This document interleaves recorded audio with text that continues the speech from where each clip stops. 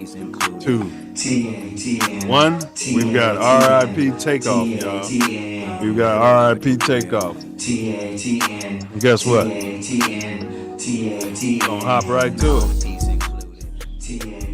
We're gonna hop right to it. We're just gonna jump to it. Y'all, please like, share, subscribe. Let's get them in the building.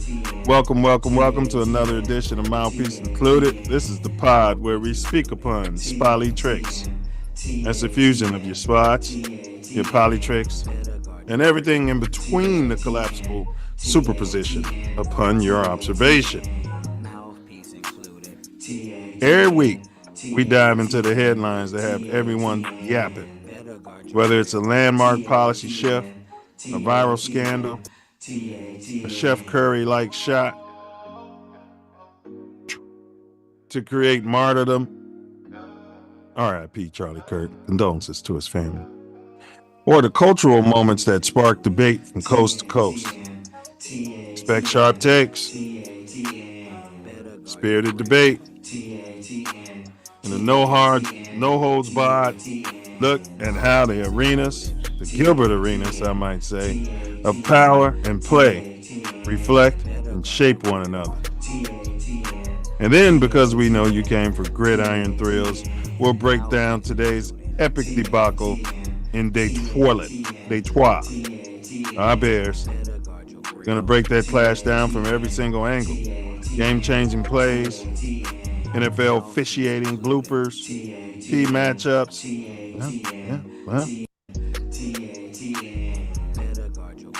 And the storylines that define the battle on the field.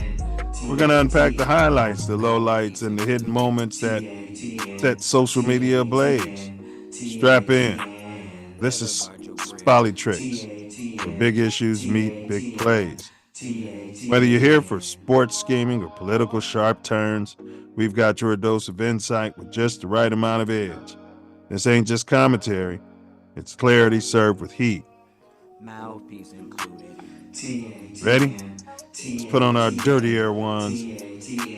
Let's go to work. And I got a central question we're going to be asking throughout this pod. Are you concerned about our generational torch? You know, we were told that this team's ready to win now. He said he's getting 13 large per year. We're out there getting bum assaulted, taking it right up the knob and giving all our back. Fingernails painted and everything. It's an embarrassment. The emphasis is on bears. Okay. All right. So we're going to ask that question. Is it polls?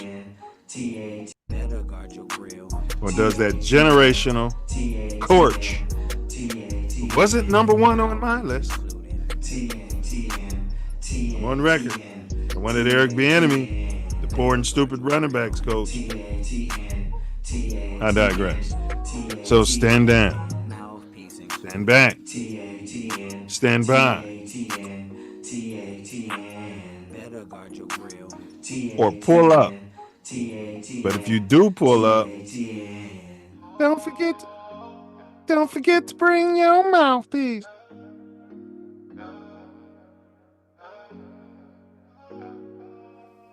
Mouthpiece included.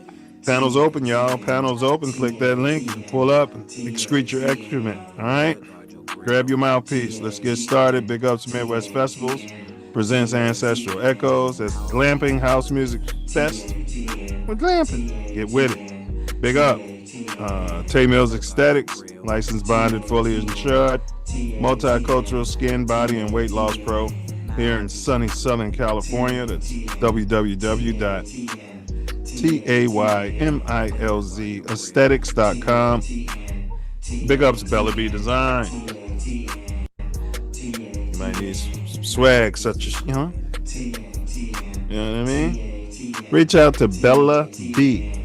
You can reach Bella B, copper owned, operated, insured. Designs. You can reach her at designs365@gmail.com. Last but not least, in the greater Chicagoland area, you need yourself a toe, big toe, pinky toe, or you might need your car towed. Reach out to Big Jim Recovery.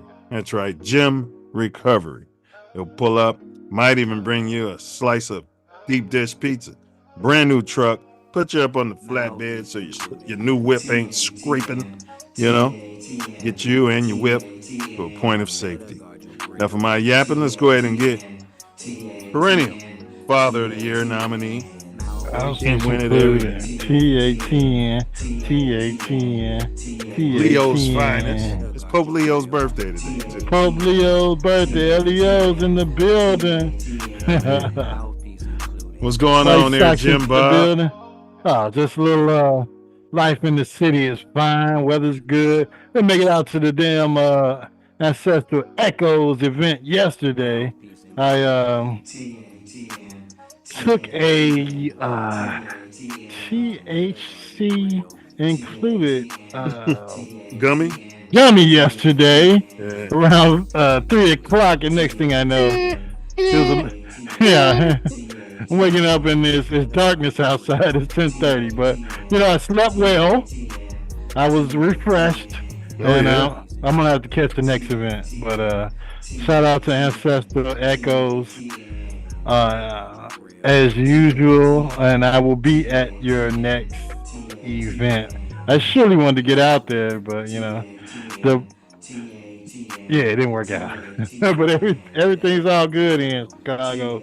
Weather's good. We had a little rain yesterday. No baseball because of the rain, but in the morning we were supposed to play in the morning yesterday. So everything's good. Everything's good. I watched me some football this morning. We'll talk about that. But shout out to the Bears The and Bears. another embarrassing outing from the ball club. Where's the fire? I'll have it in a minute, but fire poles. And those of you who were on his bandwagon and glad he took care of his family and got a new contract and blah blah blah blah blah. We're in the same situation. We're taking it up the north and never giving it back. And giving all the back. Give it all. We can't win any damn games. Our coach is dumbfounded. But we'll get into all of that on this week's episode of Mouthpiece Included. Like, share, subscribe. Get your friends into the building. Hey, you can pull up, but don't forget to bring your mouthpiece. That's right. Pull on up. And like, share, subscribe, like this man just said. RIP. We always kick it off with that. Rest in peace. Ricky Hatton, huh? Yeah. Yeah. Professional boxer. Yeah, 46 years old, bro. Yeah, well, it's a tough way to make a living. Unfortunately, you don't know when you're gonna go when you're taking trauma to the head, or I mean, you don't know when you're gonna go. Whether you're He you're just selling made a big newspapers. announcement he was going to come back in the ring. Yeah, whether you're selling newspapers, taking trauma to the head, selling ice cream out of a truck. You never know when your day is gonna come. So Was just he doing live all of that? selling ice cream out of the truck. Yeah. I don't know what he was doing. I don't know what was in his heart, but I'm just saying that the next day is never promised. So just do all you can when you can to make whatever day you can the way you can. Just do it Man, all. this kid was 45-3 in his Yeah. professional fights. Yeah. Wow. No one. When he was playing, I mean, when he was boxing, I wasn't sure if he was on the mix or not. So Yeah. yeah. Yeah. Well, R.I.P. Ricky Hatton. Crawford R.I.P. Canelo. Did you have any interest in that? Did you see any rounds? I was supposed to watch it on YouTube today. I didn't get around to it. I was running errands before the Bears game, and I just saw a big punch that Canelo took to the face that made him almost do a 360. But no, I didn't catch the fight. So, I was drinking. damn gummies, huh? Yeah, them damn gummies. I think. Well, T went to his friend's house I dropped him off at about 11:30. You want to watch the fight there? Yeah, yeah. I'll catch it tomorrow. It's okay. It's okay. I pretty much had my money on Crawford. I should have bet, but he came out with the victory per usual. So we'll see When they if they'll said do the. round one, Crawford presses forward immediately, throwing jabs to the body. Canelo hasn't thrown a punch in over 1 minute. Mm, Crawford soaking it away, digs to the body. Round two, Crawford showing Canelo different looks as Canelo attempts to get inside. Canelo eats a few jabs from Crawford to get in a body shot. Crawford continues to work that jab, and Canelo lands a hard right to the body. mm. Crawford rumbles back with a combination, and both pick up the pace. Round three, body shot from Crawford lands because Crawford moved way up in weight for this fight, bro. Yeah, it doesn't matter. Crawford can fight. He can box. Yeah, he was lighting the ass. And Canelo responds with one of his own, more jabs from Crawford and a left hook. So, a bunch of this going on through all these rounds. And it went to the scorecards. Mm-hmm. And But yeah, took the Crawford victory. won, right? Mm-hmm. What was the score? It's like 112, 116. Okay. So I guess it was a decent fight, which gives you the precursor to a Crawford Canelo too. Yeah, the fix is always on. Yeah, If there's gonna be a two, then you'll definitely have a three, which means Crawford's gonna win the three. for sure. I mean, Crawford will win the three, Canelo will win the two. Well, they do throw draws in there. So Crawford won the first one. They can have a draw for the second one, and then the third one, Mm-hmm. be up for grabs. Somebody's gonna win, and then So, there'll be a four. in these trying times for some people in this country right now, Uh-huh. things of unity, show some unity between the coloreds and The Browns. uh-huh, coloreds and the pinks. You know how pinky is? From Mexico. I thought he was from Mexico. Is he? Yeah, I think he's Mexican. Oh, okay. You're right. Alvarez. But that should tell you something. They're colonized by the Spaniards, and don't get me started. It's all the same shit. You know what They're they did considered over Caucasian when they get over here. Hispanic, Yeah. Caucasian, whatever. there. But that's so I don't know. Would you have shoved these belts? You sent this to me, and you and Karen got all teary eyed over this Yeah, shit. I didn't get teary eyed over. That was like it was a nice professional gesture. I'm sure that To they give get give me the belts, that's like I lose to a team yeah. in a tournament and they come hand me the trophy. If you don't Yeah, get your yeah, ass away, I yeah. don't want this fucking trophy. I don't want this shit. He gets his own belts, so you know, from all those different What's that all about? governing bodies. It's something that you rarely see Thought it was at AI. I at don't the want the belts. Give me the purse. at the championship fights. I mean, he's Uh-huh. not gonna give him the money back. Why would you fight me and take the belts and then come give them to me? It's like your thumb. Yeah, I It's a mean, slap in the face. You're spitting in my his face. wife and his daughter were there. I beat the brakes off of you, but here's the damn bills back. I'm gonna If get my Don King, rest his soul, was still alive, one of the greatest, he was a thief, allegedly, did allegedly. nothing that no white people didn't do. If he was Mm-hmm. alive, he would have had Alvarez throw a body punch the shit out of him. And He'd that have would have been. set up the big part two, and I'd have shoved those belts down. Yeah, no mas. I mean, uno mas. I'd have started speaking to mamby jamby and shit. You know what I mean? And then I would have watched the fight. I'd have been like, oh yeah. Oh yeah, Man, that little well, sad Caleb Williams music, but go ahead.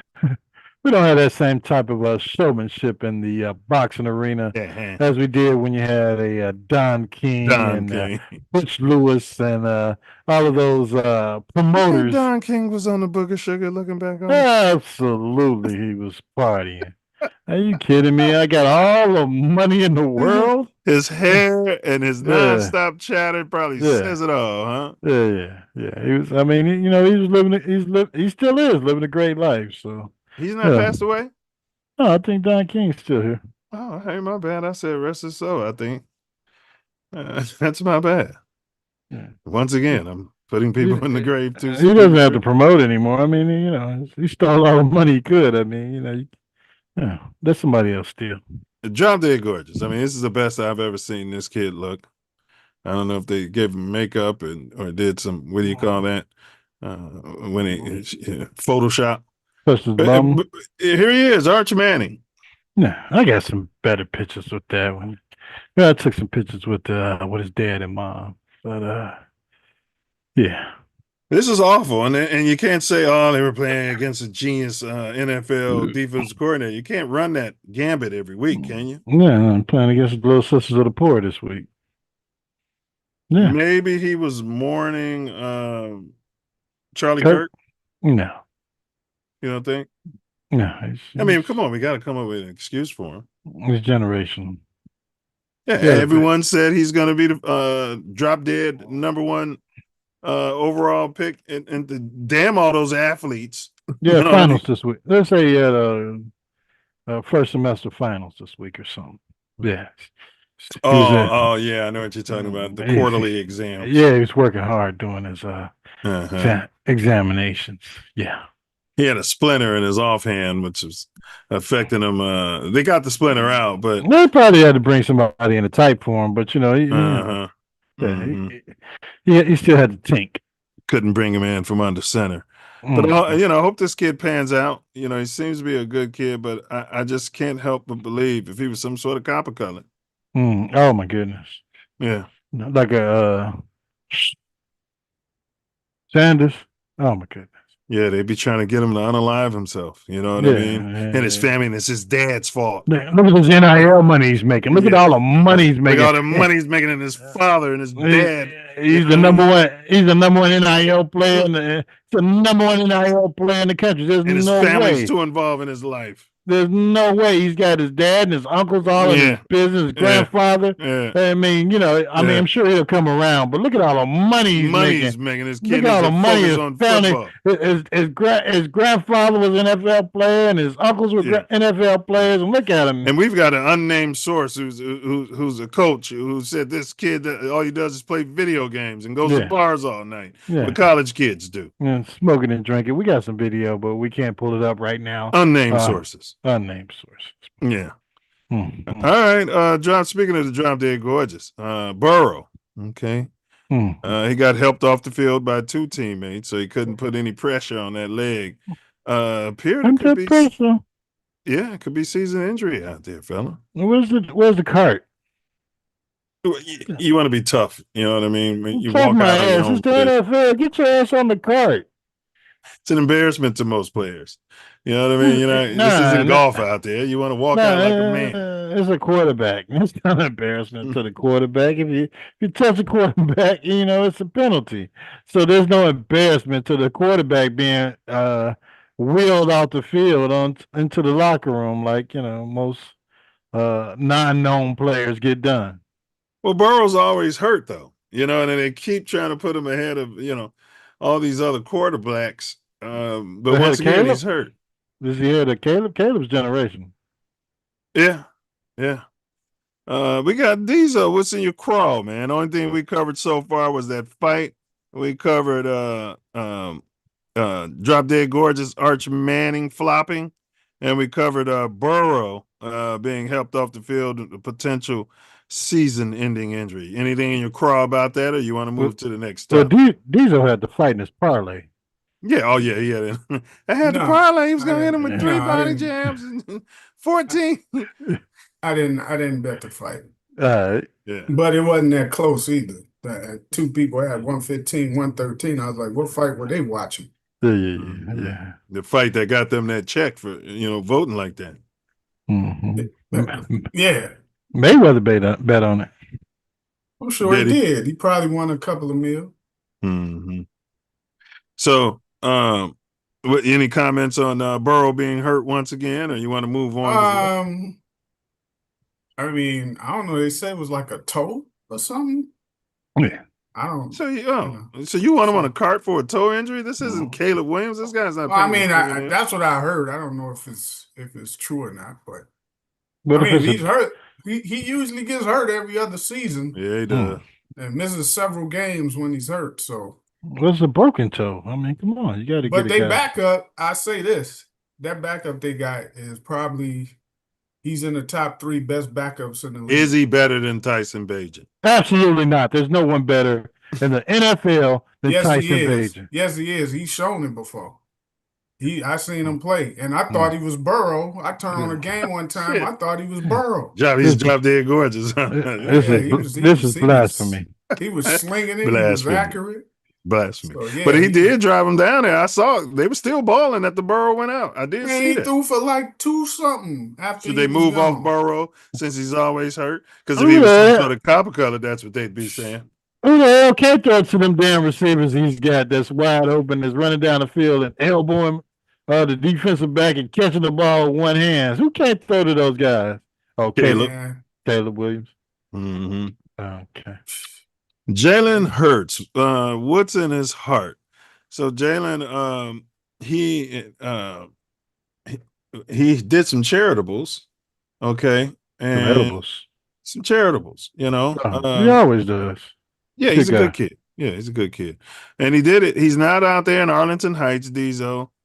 You know, he's not out there. You know, in Wheeling, Illinois.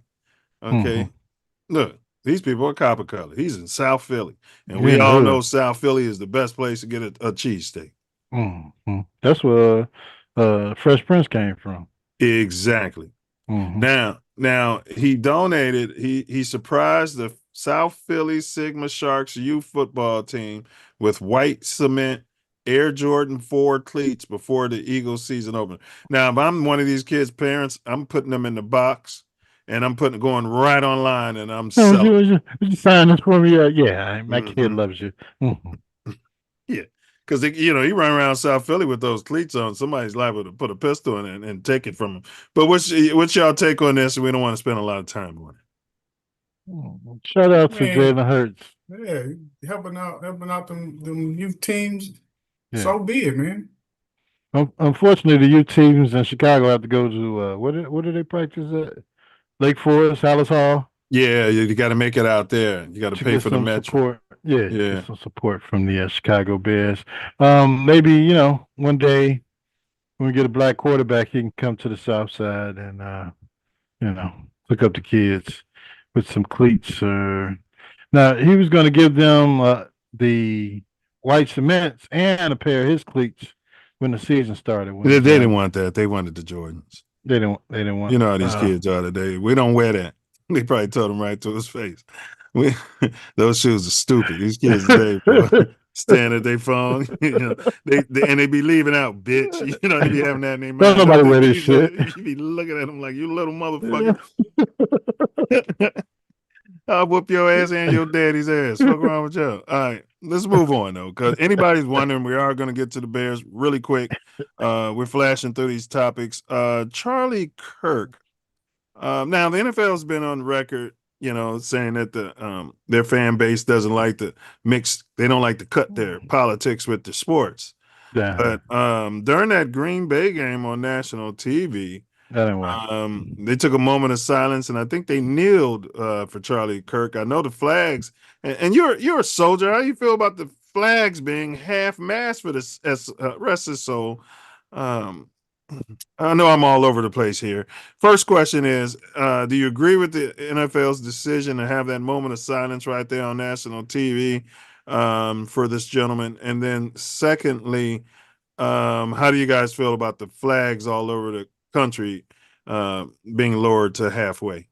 Wait, what was the first part? The NFL doing what? During that Green Bay game on national TV, they had a moment of silence for him. Thursday night they did it? Yeah, Thursday night. I was drinking. I mean, I don't have a problem with it as long as you have a moment of silence for a lot of the other people. Like King Von. George Floyd. I think they had one for Floyd. I'm not sure. No, they didn't. No, Charlie Kirk said George Floyd died from the drug. So am I able to say I want an autopsy of Charlie Kirk's body to see what type of he probably had some type of prescription some blow up his nose, that crap he was talking. But am I able to say that, Diesel, since you're in here caping for him? Caping for who? What the hell are you talking about? Nobody caping for nobody. Well, I mean, you said you don't have any problem with the moment of I silence. say I don't have a problem with it as long as they acknowledge everybody else who passed in the same fashion. Yeah, So If they Duck. murdered, no, I'm not talking about. I'm talking about people who have passed that were like activists and been killed. Did you see that's them? Jimmy Duck. Did you see them mention that when the He was lady active.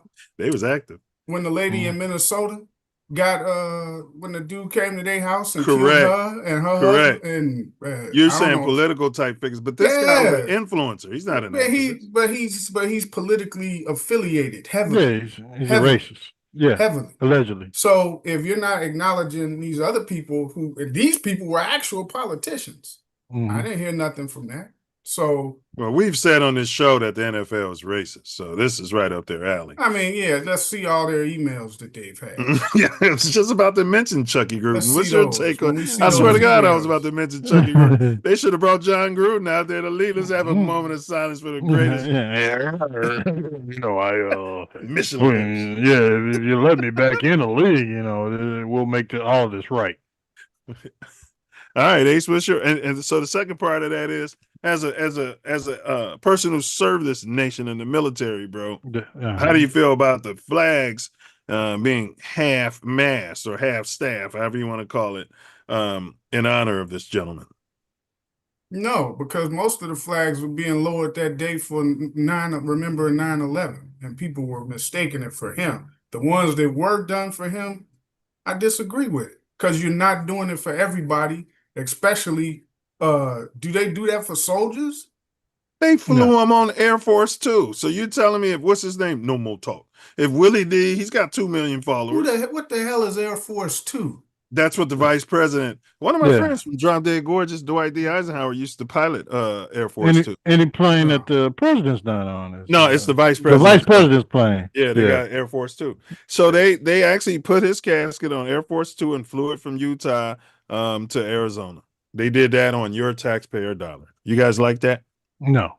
You should have paid for it just like we got to pay for it if we get unalived in some other damn city, shit, or country. We got to figure it out.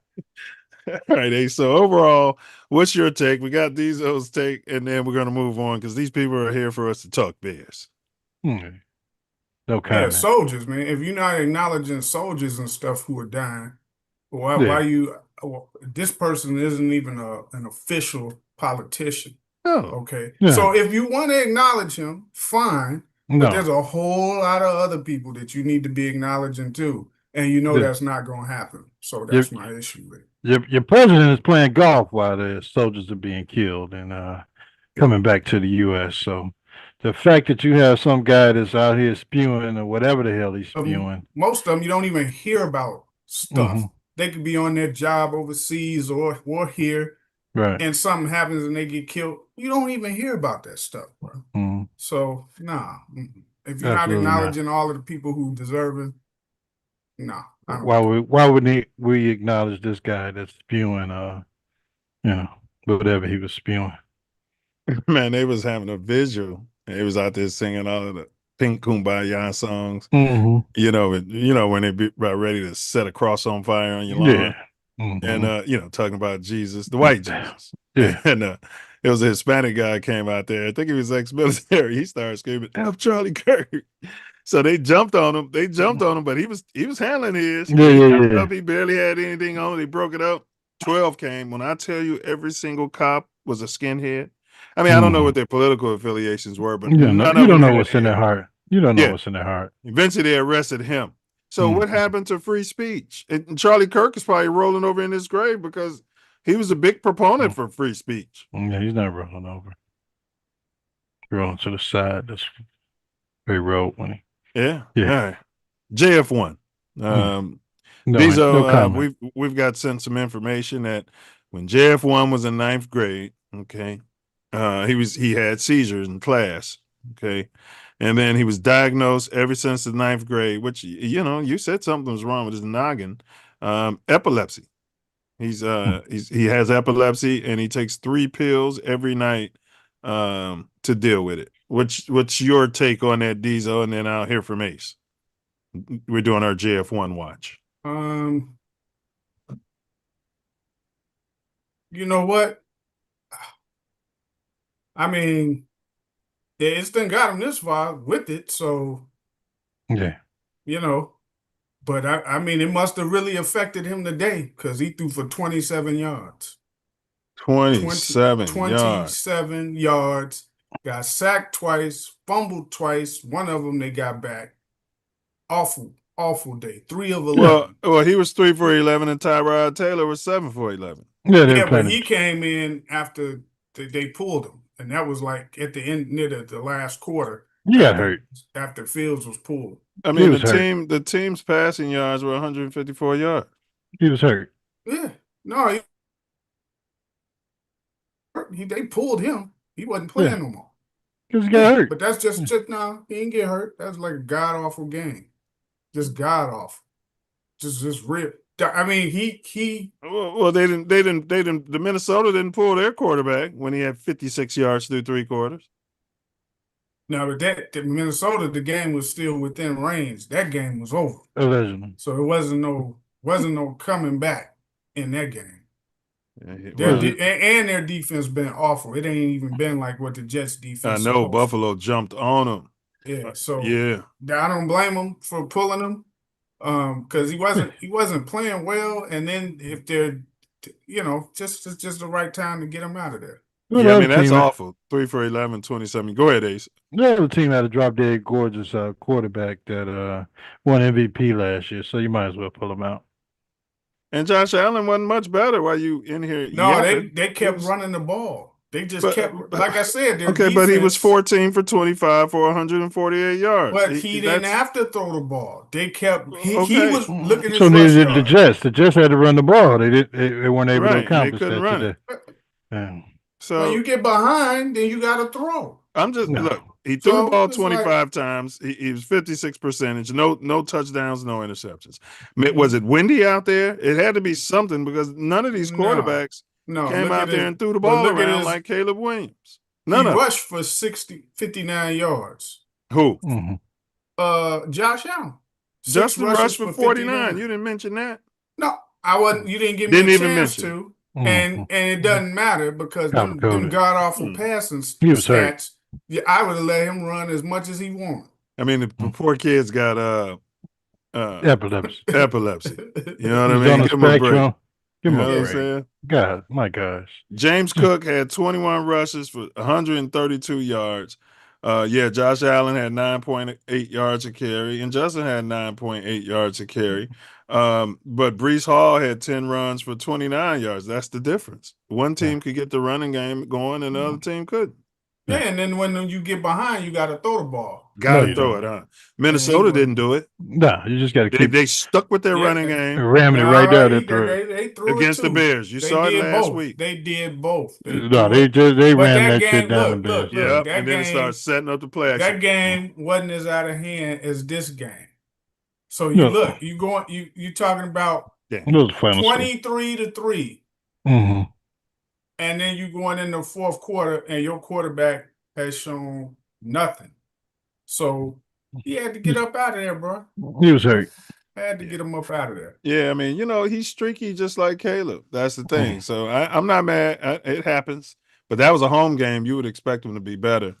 You'd expect him to be better off of what they did last week. And he was balling last week. What are you talking about?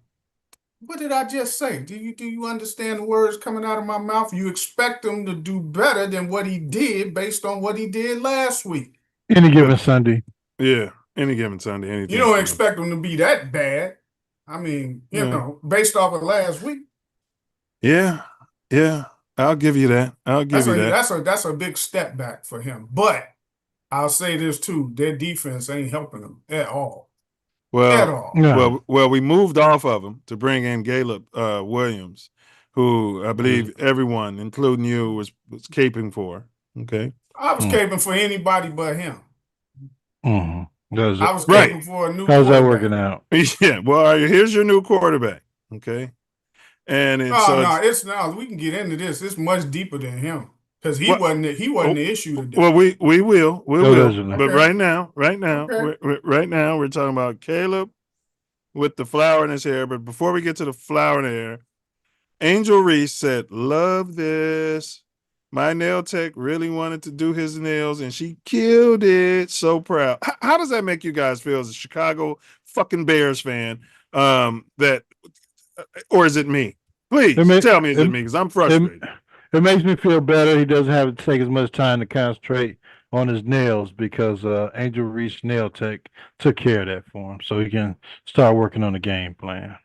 These are you guys still? Because I know you and the Simeon guys and the Leo guys have been on record, keep saying it doesn't matter to you guys as long as he's throwing touchdowns and winning ball games. Well, none of But those did you first hear his two. interview? Did you hear He's his not. interview? He's not winning When games. she asked him why, and he's Yeah, like, we played it on here. Go ahead though. he's Go like, ahead. I do it because I that's what I like to do. Yeah, he's He's like, trolling basically. I got Yeah, no problems with it, yeah, I know who and I I don't am. care what anybody else has to say about it. I'm an Uh-huh. autosexual. What is it? Asexual? Autosexual. Autosexual. I mean, He didn't say nothing about his sex, but he just said that he gonna do it, and he ain't got no problem. right. Yeah, God bless him. Problem with other people talking about it, that's on them. Somebody gonna throw it back. Fucking around Chicago, somebody gonna beat the brakes off of him because I feel like he's trolling. You know, now your son has to come home and have his fingernails painted and say that he's doing it in honor of his mother and Caleb Williams.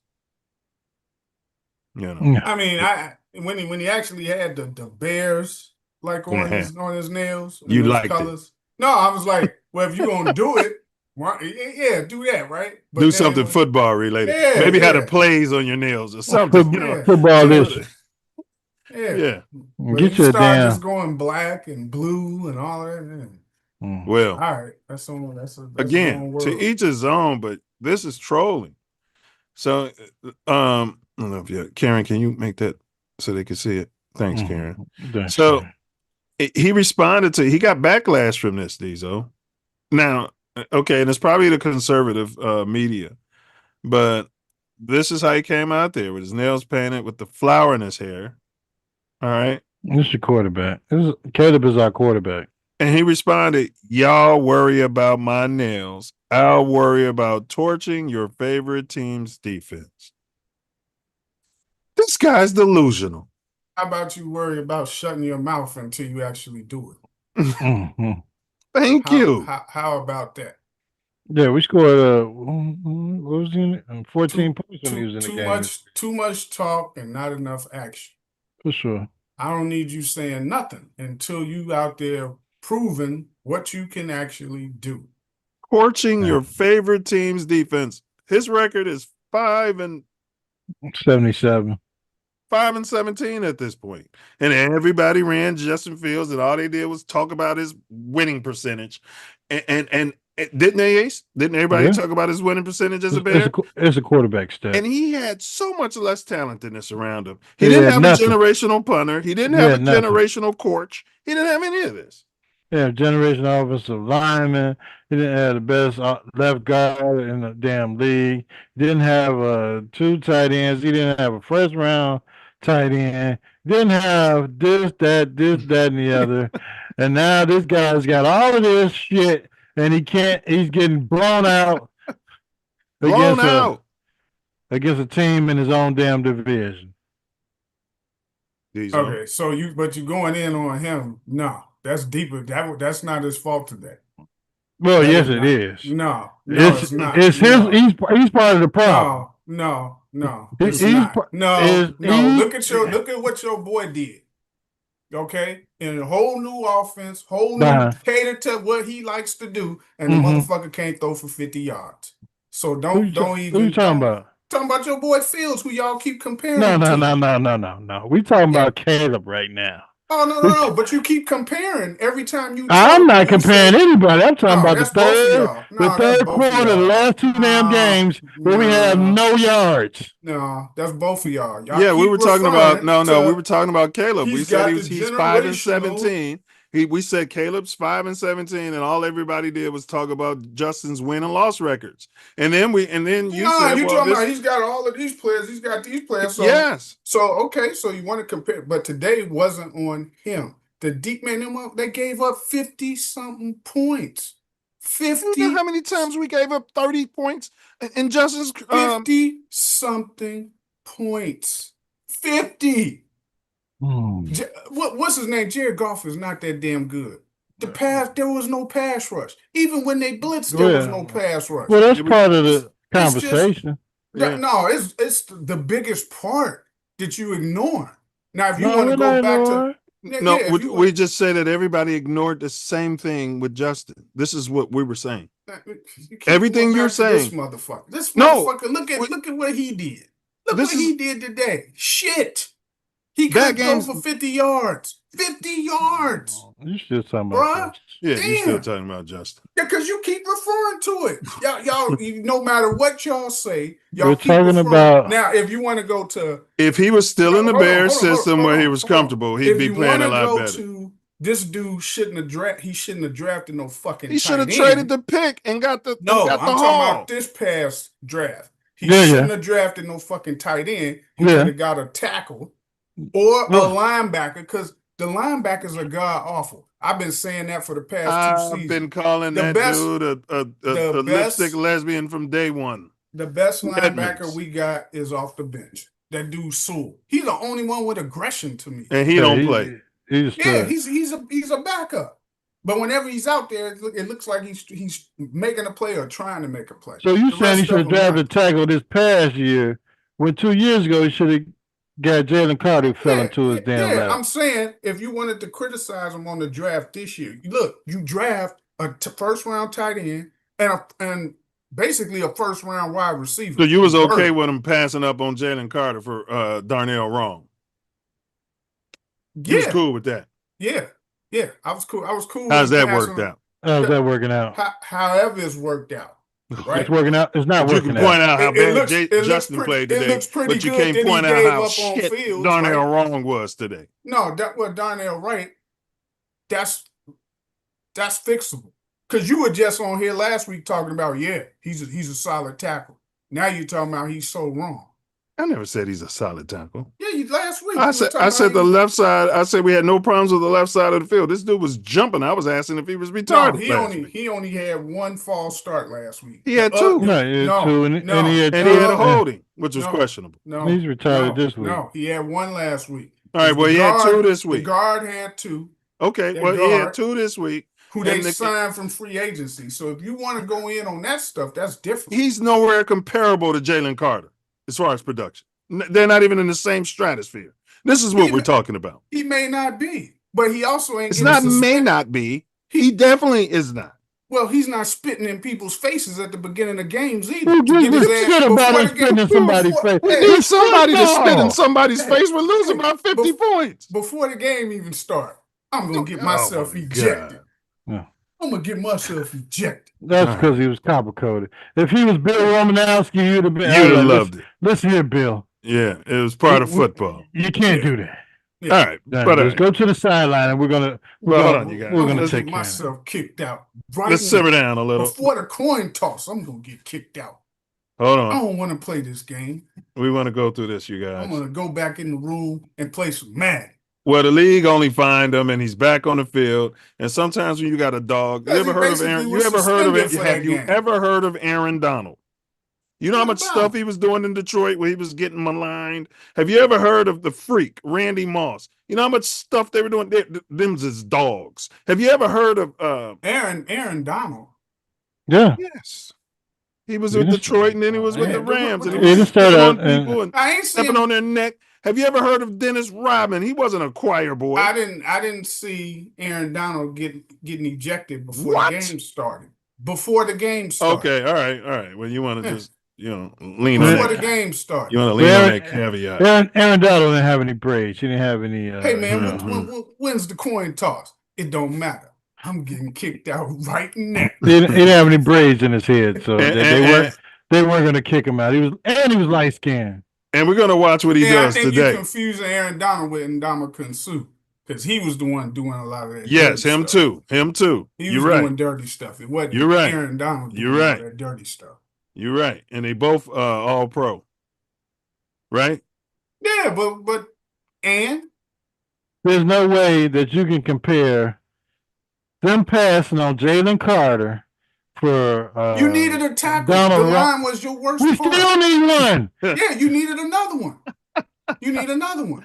On the You other can't side. admit that was a horrible mistake by No, Poles. because you needed a tackle. We didn't need a right tackle. We needed a left tackle. No, you did need you needed a center and 2 tackles. So you'll pass up on for a starting tackle. You'll pass up on a generational Hall of Famer. How do you know he's going to be a generational Hall of Famer? How do I know Darnell Wright won't? You go by with what you really need, and you needed a line to protect the quarterback that you just drafted. Yeah, they weren't interested in that. But we had a number 1 tackle that dropped to number 9 right into our damn lap. We said, "Oh yeah, no interest.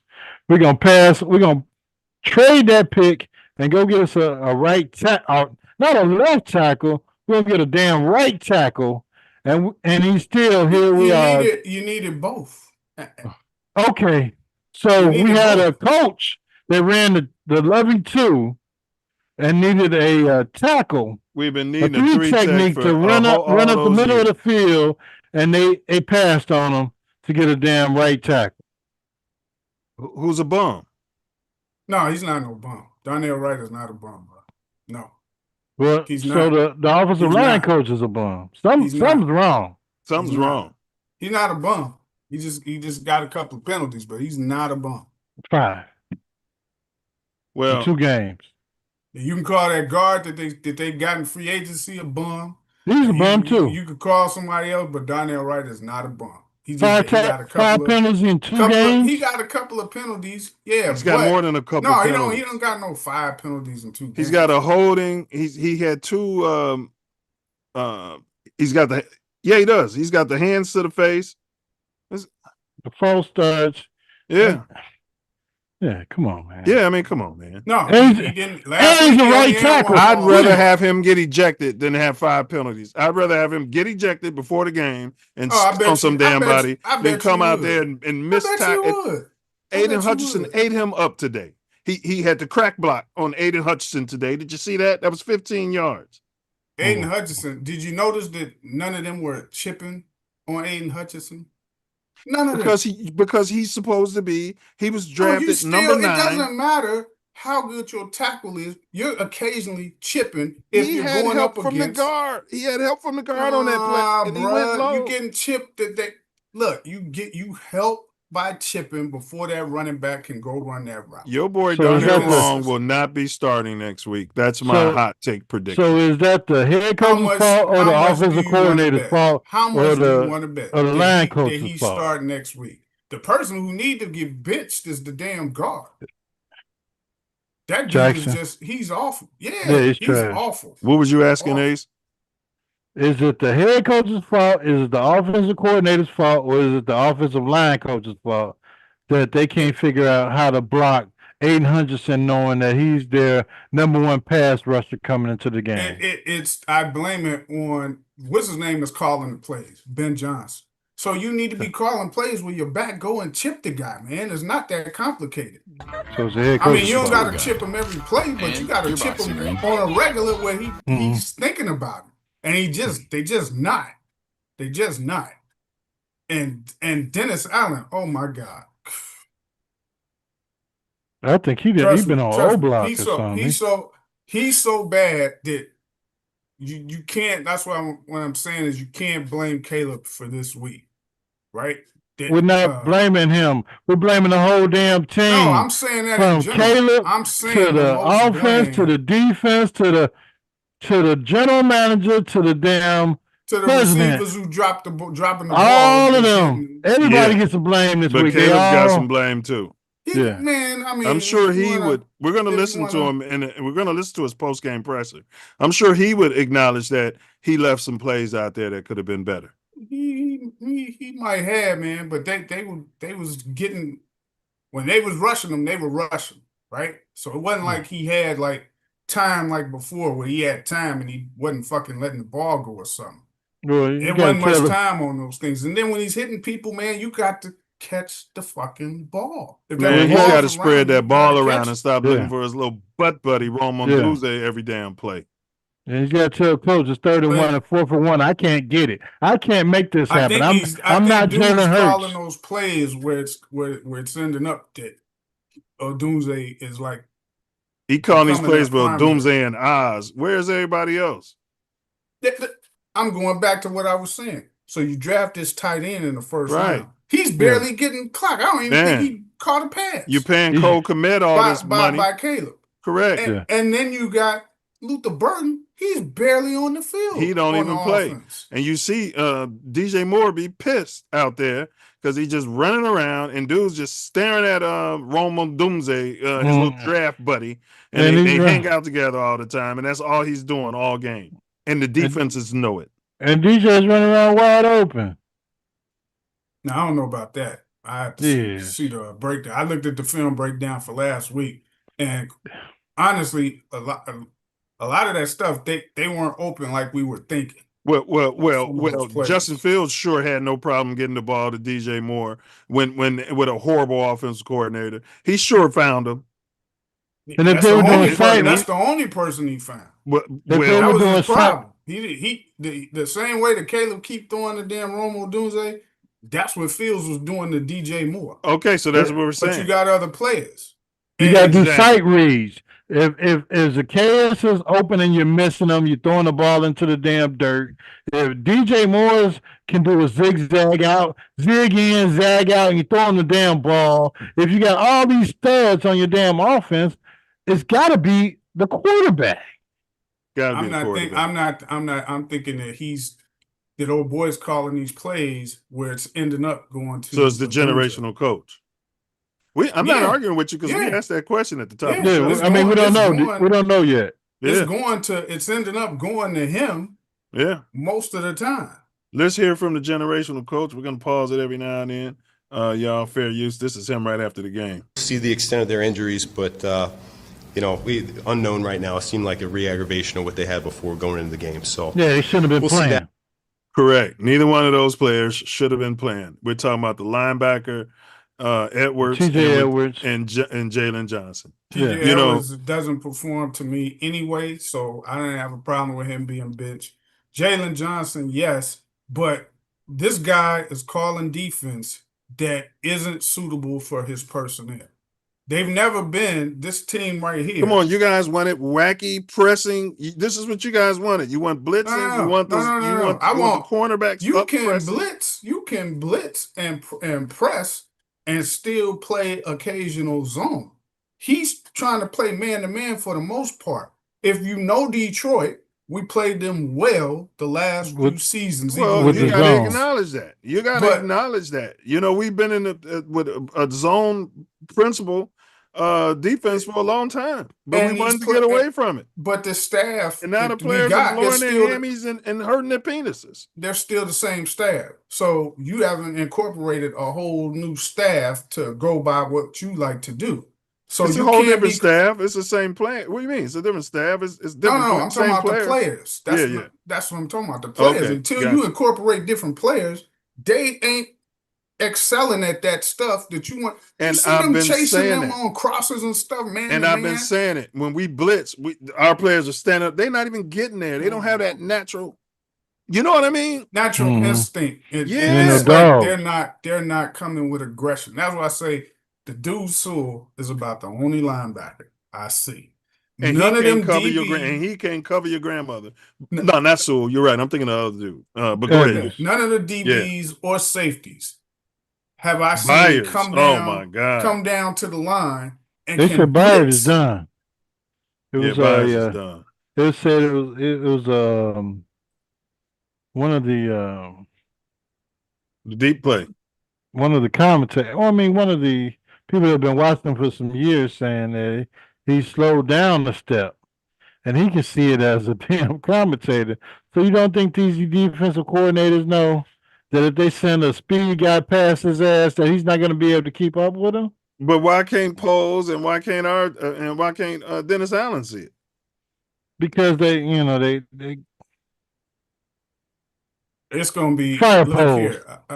He's going to have a hard time keeping his job if this They season just keeps signed him going. for 5 seasons. Listen, that's irrelevant. Hey, bring some new guys in the camp. This is what In have you practice. done for me lately, or what are you projecting for me lately? But And why if you're wouldn't not- Kevin Warren wait and look at this Because- before he resigns him? Because I don't know. he's a numbnut too.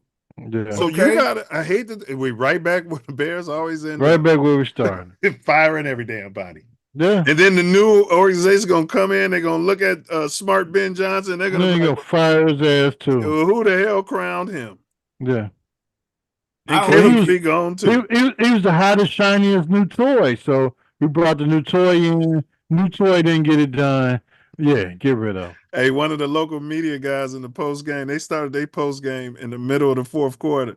They called this dude Ben Tressman. No. I was like, oh my God, no.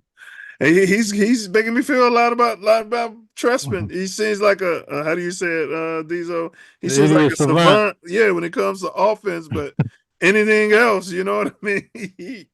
You know, like he's high on the autism scale. Yeah. Yeah, he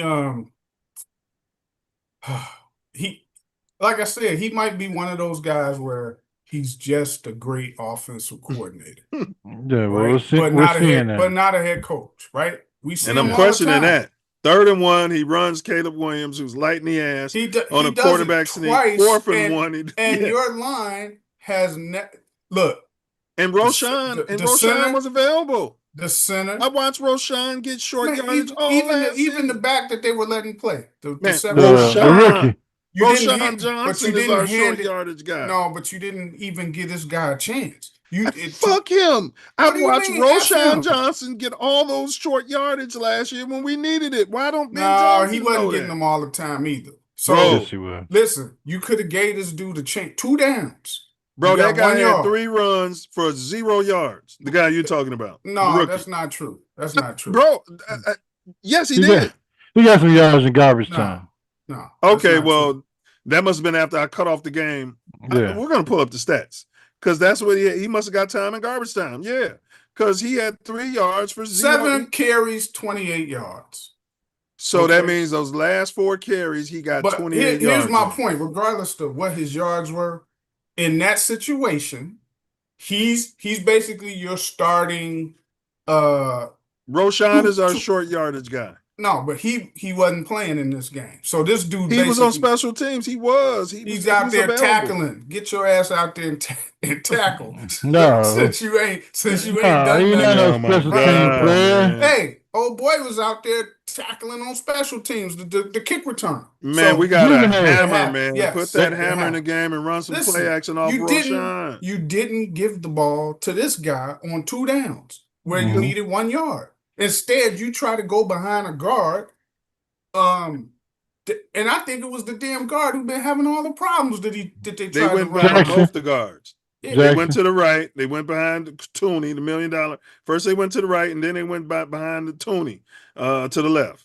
And they didn't make it either time. Yeah, I wouldn't have never sneaked. The 3rd down would have been naked boot. Yes. If we would have had Justin Fields, he'd have got the short. He'd have got it on the short yards. He'd have got it. He struggled at them sneaks too. Yeah, he did. But all I'm saying, I don't want to belabor this. All I'm saying, Diesel, is we did have a short yard specialist who got it most of the time. He wasn't available last week for injury. They could have look. I don't care. He wasn't available last week, so I was like, okay, but we got him back this week. Who they gave it to, other than Swift, that was behind the line, and they didn't give him no running back a chance. You see what I'm saying? And 2 downs. Yeah. You can give it to him on the 3rd. Yeah. If you don't get it on 3rd, then you be like, all right, we ain't giving it to him this time. But you didn't do that at all. And Ace made a point, like the quarterback's got to be able to tell him, Coach, I'm not going to make this shit, man. Call another play. Yeah. Yeah. We brought this guy in as a high-powered offensive coordinator, and that's what you call him? Yeah. Now every bootleg to the sideline or whatever the hell they was called, everything worked. But you want to run up the gut with some damn blockers that can't block. But with a light-ass quarterback who's playing on his nails. They had somebody breaking free through the line each time.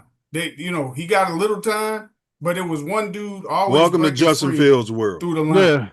Who cares about And them breaking free? We trying to get 1 damn yard. no, Yeah, I ain't talking about. he talking about in general. I'm talking I about in got you. general. Every I time they got was you. calling bootlegs, it was like one dude free from the defense. Like, God Yeah, 'cause damn, man. Now you see when what's his name who can't run at all, Golf. Every time he's bootleg, man, he got 3 to 5 seconds. Man, we got a Yeah. touchdown on the bootleg. We got 2 touchdowns off the bootleg. One of them he threw sidearm, and the other one he ran in the red zone and got to the end zone. Our bootleg was working. No, They had a that was call. running They had a for called that was running play. scrambling. He like running for his life. That, No, but they had some play action bootlegs that look good. We can't keep running that. They even called a called running play for him that worked. They got to do more of that yeah, instead of trying to make the him run Jared play, Goff. He's the not run Jared play. Goff. No, Yeah. he's not. But Jared Goff is calling these bootlegs and hitches like he can run, and he can't. He ain't calling them. He can run if they Well, blocking they're for calling him. them for him. Yeah, And they are blocking. That's why That's he what had I'm all saying. that time. And our defensive line ain't it. Shit. Brady Well, we Jarrett, have where we have was he? a team that don't know how to win. I think one of y'all said that last week. We got a dumb team. It's a bad coach team. It was at the end of the half when they was going down the Lions, and I was like, don't go for the play action. Don't go for the play action. And they were still biting for play action. I'm like, what is Dennis Allen? What are our coaches? What are they telling them? You should be in the huddle like, man, don't go for the fake. It was, you know what it was? It was 28 seconds left. The Lions had no more timeouts. They called a play action, which froze our damn defense. It was 3rd and short. Bro, give up that run. Yeah.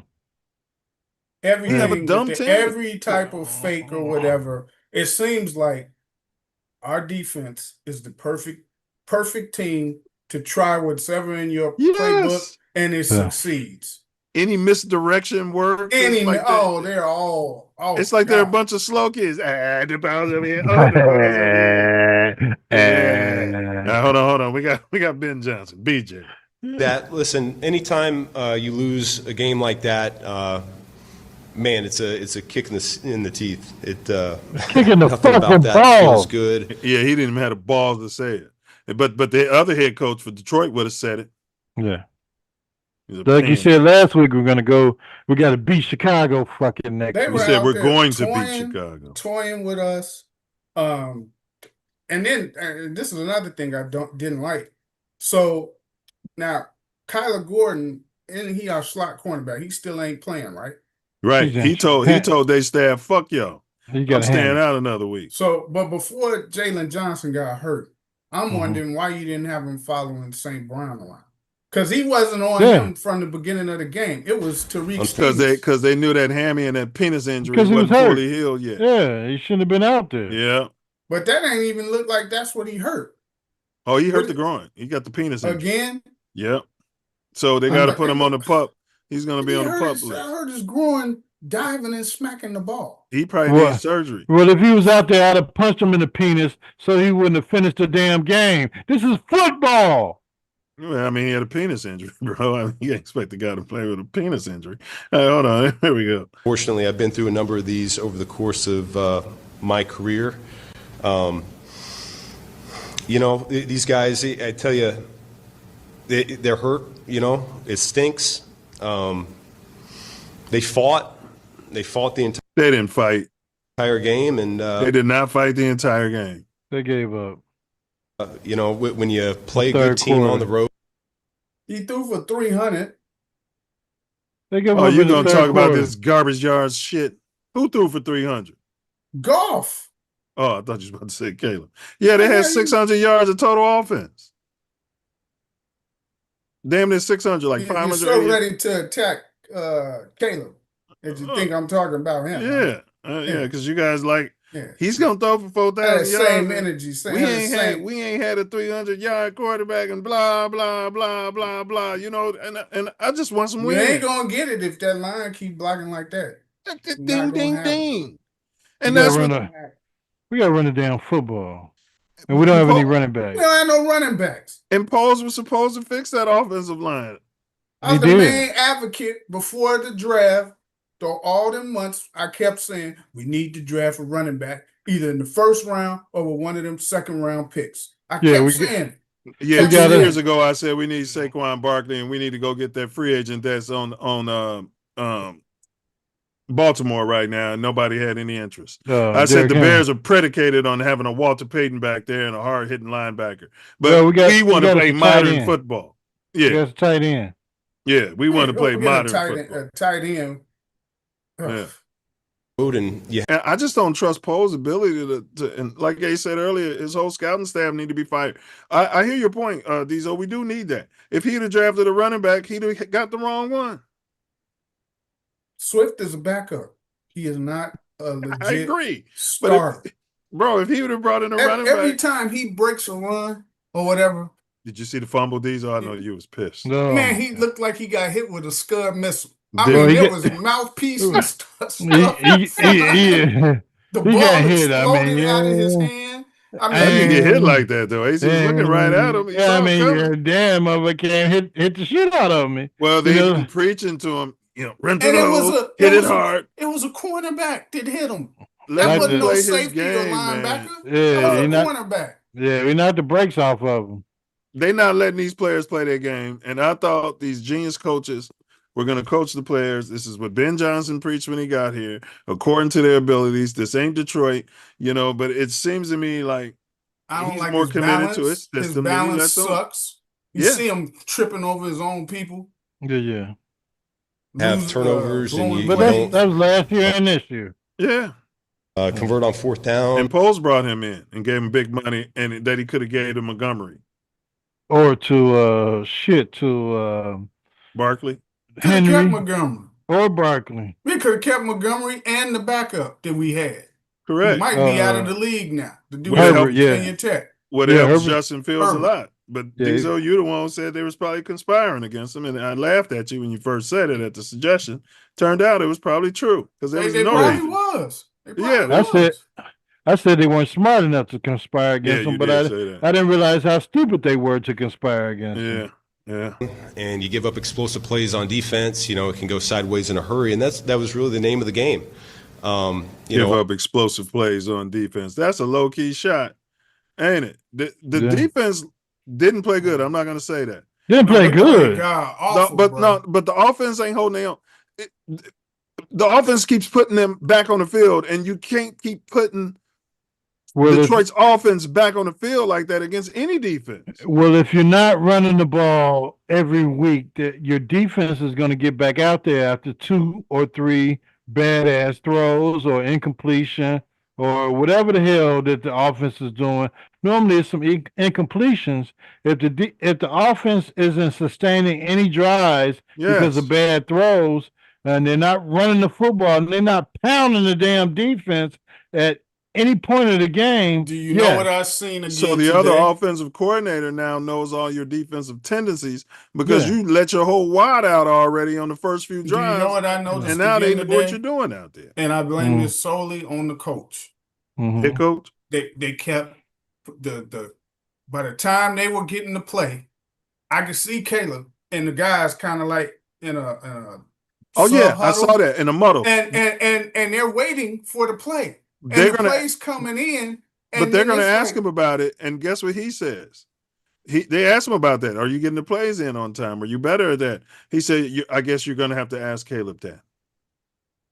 oh no. I can tell you right now, he may say that, but half of them times when I'm looking at them and I'm looking at Caleb like, give I me saw the that play, too. give me the play. I saw And that too. By the time Let's he's go. getting the play and they're getting to the line, It's 11 It's- seconds left on the clock by the yeah, time he and it's gets the too play. late to make And then he's any got to kind of preach the calls. play, and that leaves 7 seconds left. And then they Yes. get to the line. Yes. Even after a timeout or Yes. dead ball, they're still, clamoring to what's the next play?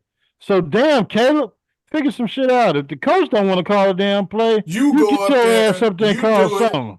You do it and then let him cuss you out when you get to the sideline. Because be like, look, coach, man, I ain't got time to be waiting on y'all figuring it out. Yeah. I agree with y'all, but that ain't Do like Caleb's Jim fault. McMahon used to do. And he I knew agree he with was y'all. going to get cussed out. But But this he guy was is ready. supposed to be a genius. I thought he knew his playbook like the back of his hands. He should be able to spit them plays out and get them right in. If he can't do it, how you expect Caleb to do it? Yeah, he's got, like I said, he might just be a great offensive coordinator. But being Start- a head coach you got to worry about everything. Yeah, you So got a lot it of might stuff be in your too ear. much pressure Yeah. for you to be worrying about that, where you just had to worry about the offense before. Offensively, we were able to move the ball a little bit in the first half, and then the turnovers and the lack of fourth down conversion bit us in the rear. And then, defense had more explosive plays than we wanted to going into the game. We knew that they were an explosive offense, and we had a plan, and we didn't contain those playmakers very well. The quarterback for them really got after us and made us hurt. I look at his numbers, and it looks like he had an outstanding day. Certainly felt that way on the sideline throughout. So, and then in the second half, you get behind by that much, and it becomes a throw-in game like that, and really just plays into their hands. So, penalties were still an issue for us. False starts, we had a couple of those. We had some holdings. This guy coaches like a kid playing Madden. What do I mean by that? You're down 28-14 at half, and you're just going to start calling anything because you want to win the game. Guess what? Sometimes you just got to keep calling your game plan, D-Zone. If you get back into the game, you get back into it. But if you don't lose 60-0. Yeah, I agree with that. When Bilbo came in, now granted, they done pulled most of their starters and stuff, but he just looked calmer when he was in there. Were the plays coming in fast? After the first series, because I think the first one, they like snapped the ball over his head or something. I don't know if that's the first down or the second down. The new center snapped the ball over his head. But the second series, he looked like, okay, he was just as calm and doing what he do, which almost looks like how Caleb looks in usually the first or second series now. It's kind of like he's the not, new center snapped the ball over Bilbo's head.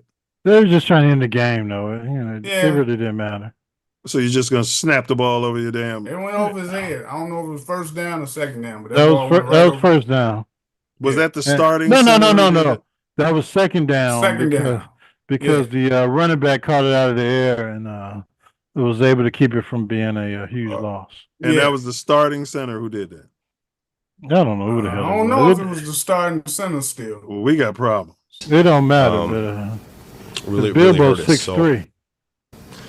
With that, I'll go ahead and open it up. What do you think Caleb going to the ball away and also when he comes out at the end, was that just the score's high and he wasn't hurt? The one that he got the... Yeah, well, let's start with it. When he gets the ball away. I mean, we can't even get the sound right, our organization. Yeah, I watch all these other teams' press conferences, and I can hear every damn thing. They're in Detroit. Come on. Yeah. At that point in the game, we This is our production. They do it even in Chicago, Ace. figured that we really didn't have a chance to come back in that. What went wrong in the operation of the QB's team? I got to go back and I got to look at it from behind. It's hard for me to tell with just the still pictures, but just like I told our guys, I got a lot of confidence in them when it becomes a 3rd and 1 that we can get a first down in 2 plays. Yeah, we can't. What makes you think we can get a first down? We haven't been able to do it in years since Justin left. Man, we can get that if he calls a better damn play. Yeah, he doesn't have that play in his offense. He does, but he's shell shot. Mm-hmm. You think he's got that play in his offense with the quarterback sneak? Because he snuck the ball 2 times and we didn't make it. I'm saying he's got a play in his repertoire to get that yard. You call play action. Exactly. But what he called ain't what you should be trying with this team. Right. And when he got stuffed on it in 3rd down, ain't no way in hell you come back on it on 4th down. Absolutely not. No way in hell. This isn't the team. This team is too incompetent to try those little short yardage, typical NFL team short yardage stuff that they can do on the fly. I don't care if they got an all-pro. We do have a bunch of incompetent players. All-pro on that line. They still gonna buffoon. Why are all our players incompetent? But he got his guy another damn contract, and whatever the hell they worked out, or him and Ian, or all of them. But he's figured out to get him another contract. He hasn't figured out that this guy doesn't know how to pick football players to come win football games. Well, he picks the slow ones who are slow, mentally slow. But I love football. Now, I look. love football. What do you think about this zone Now, play Dallas coverage? What are you next reading? week. I love football. I love Dallas ball. next week. That's the ones he get. He don't get the ones that can articulate their message. What are you saying, Diesel? Next week we play Dallas. They defense is highly suspect. We're gonna get into Dallas. Okay, all right. 12 seconds left or something. and jump in. Well, it can't happen because with the thing cuts off at 15. So, which one are you? Okay. Yeah. Get the play in faster. Yeah. He might have. I got to talk to him about it. Ben, what were you told at the end of the first half when you waved your team off the field, then they had to come back and there were 6 seconds left? What Yeah, happened I there? had the official right next to me throughout that process. He told me it was halftime, so we went in for halftime. And then what happened? should have What kept did they going. explain? Land came over to me at the end of the third quarter, and he So they didn't explain this shit to him, Diesel, until the end of the third quarter. He didn't demand before he went in at halftime a clarification on this shit before he talked to his team. I'm really starting to have question of his head coaching ability. We got screwed, and I didn't see him on the sideline having a tantrum about it.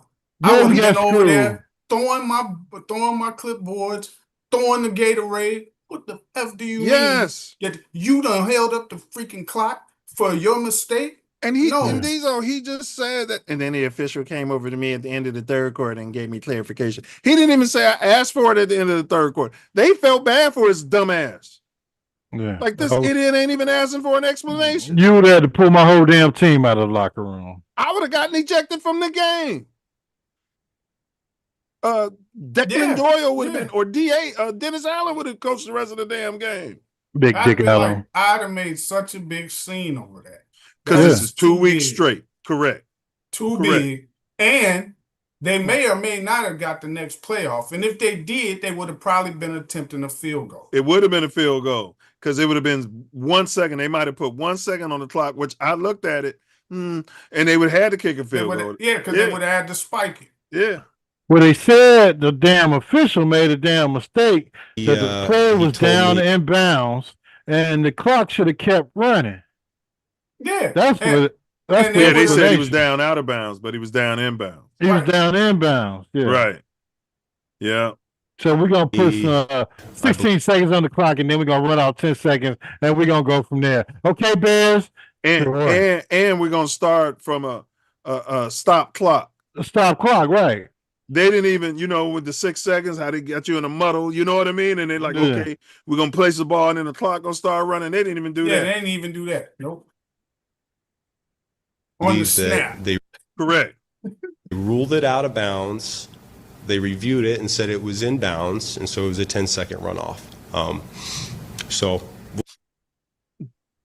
He looks like Richie Cunning fucking ham. Mhm. We need Arthur Fonzarelli coaching this damn ball club. we'll see what it looks like on the game tape. That Game's certainly over. was not communicated to us. We lost by 30 points. Game's over. Look at his face. We keep getting these lap dogs, bro. Yeah. Plan that you had coming into the day didn't quite pan out for you today. Yeah, we knew that we need to set the edge there to try to contain their We running didn't set game. the edge at all. Ever. This whole damn game. Ever. Montez Sweat finally gets a sack, and what do? Call all Okay. types of penalties on the play, bro. Yeah. We've got to have the worst defensive line in regards to Manliness. not necessarily a pass rush, but just in terms of trying to hold Not get your pushed own. around. Yeah, hold your own against another team's offensive Uh-huh. line. We got Yeah. to have the weakest one in the NFL. I don't understand it. We're waiting for Booker to come back after week 5. Mm-hmm. Game. I think they were able to bounce and get the edge a few times there, and so that hurt us in the running game. And then in the passing game, we simply didn't affect the quarterback. We tried to mix up the coverages, and they hurt us a little bit in some of our single high stuff with their speed. So the explosive plays are an issue. We knew you feel that, and those. you knew that last year.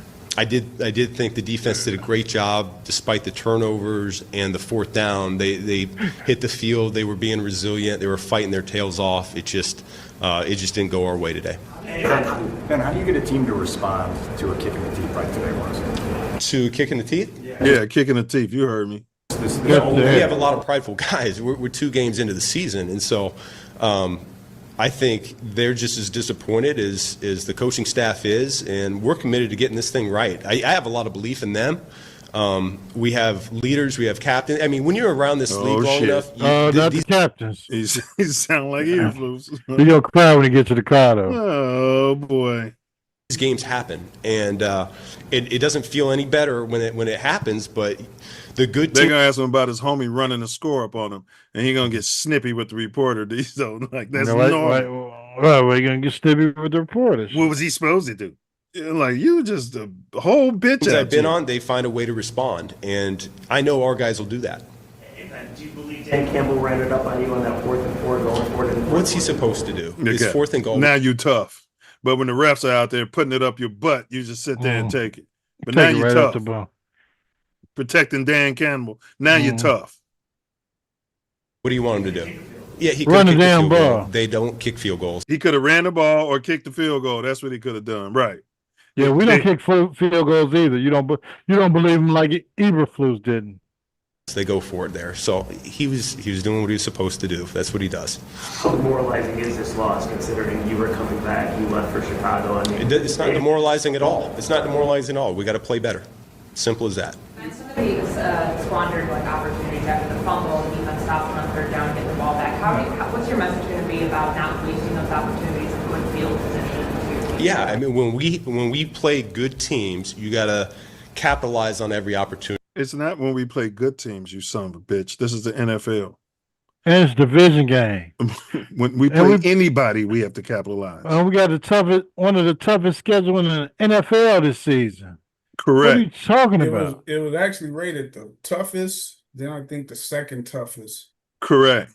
in the league. And it ain't getting no easier. And his ass gonna be on the hot seat. He is. If they keep losing games, I don't care what they paying him. Losing like this? Yeah, if they keep losing games and showing no type of progression. Passion. Progression in terms of Yes. Getting toughness. better. Yeah. The offense, which is his forte. I mean, he's seriously gonna have to consider benching DJ Swift. I mean, he's going to have to make some changes. Here's what I'm saying. If I'm coaching, I'm not telling my kids or my players, we got to execute a certain way against the good teams. You should be telling your team, because you should be executing the same way against bad teams. Because that's why bad teams are bad teams. Because if you're doing this against good teams, you're going to do it against bad teams and blow games. Yeah, they don't have an identity, just like they haven't had the last 5 damn seasons. They don't have an identity. And you came in here with this damn offense, super guru, Mr. Mind quarterback whisperer, whatever the hell your ass supposed to be. You're supposed to be coming in with an identity for this damn football franchise. We didn't establish our identity in preseason. But you haven't established one. It's going to take 4 weeks. He said it's going to take until the bye to know his team's identity. But yet now he's throwing the defense under the bus. Then the defense should get 4 weeks to know their identity too. For sure. What we talking about? That comes your way, and we didn't do that. You're -1 in the turnover category, and you really can equate the failed 4th downs as turnovers as well. And it's not you could equate. They are turnovers. It's called turnover on down. You play a good team like that, you give up explosives, you give up all those yards. That's the way it goes. You consider them a good team? Right. They didn't look like a good team last week. When they got their ass kicked in Green Bay. Yeah. Yeah. Ben, you talked about being in this league for these type of games, winning blowouts. Having experienced this before, what do you think is the formula to bounce back from this going forward? Yeah, the biggest thing is we're not going to hang our heads and get down on this. It's one game. We're going to be just fine. We'll take our It's 2 games, you son of a bitch. corrections, coaching staff, players. We're going to learn from it, and we'll be committed to having a great week of preparation coming up this week and finding our first win of the season. That's all we care about. You'd have to ask him that. Truthfully, I didn't. That's when he asked him about getting the plays in, Diesel. Feel it as much as it probably could have. I was trying to get him the call as fast as I could. But I thought for the most part, other than those false starts, those guys handled the noise fairly well. What's the offensive coordinator doing? Declan Doyle. He's the next hot, sexy new name. He ain't calling the plays though. I see him with the play sheet covering his mouth. He ain't every calling the play. plays. Declan is up in the booth. He's his eyes in the sky. Yeah, he's up there rubbing his bum. Like, he calling the plays. Correct. That was a good play, coach. Thanks. But I believe the play caller should be up in the booth.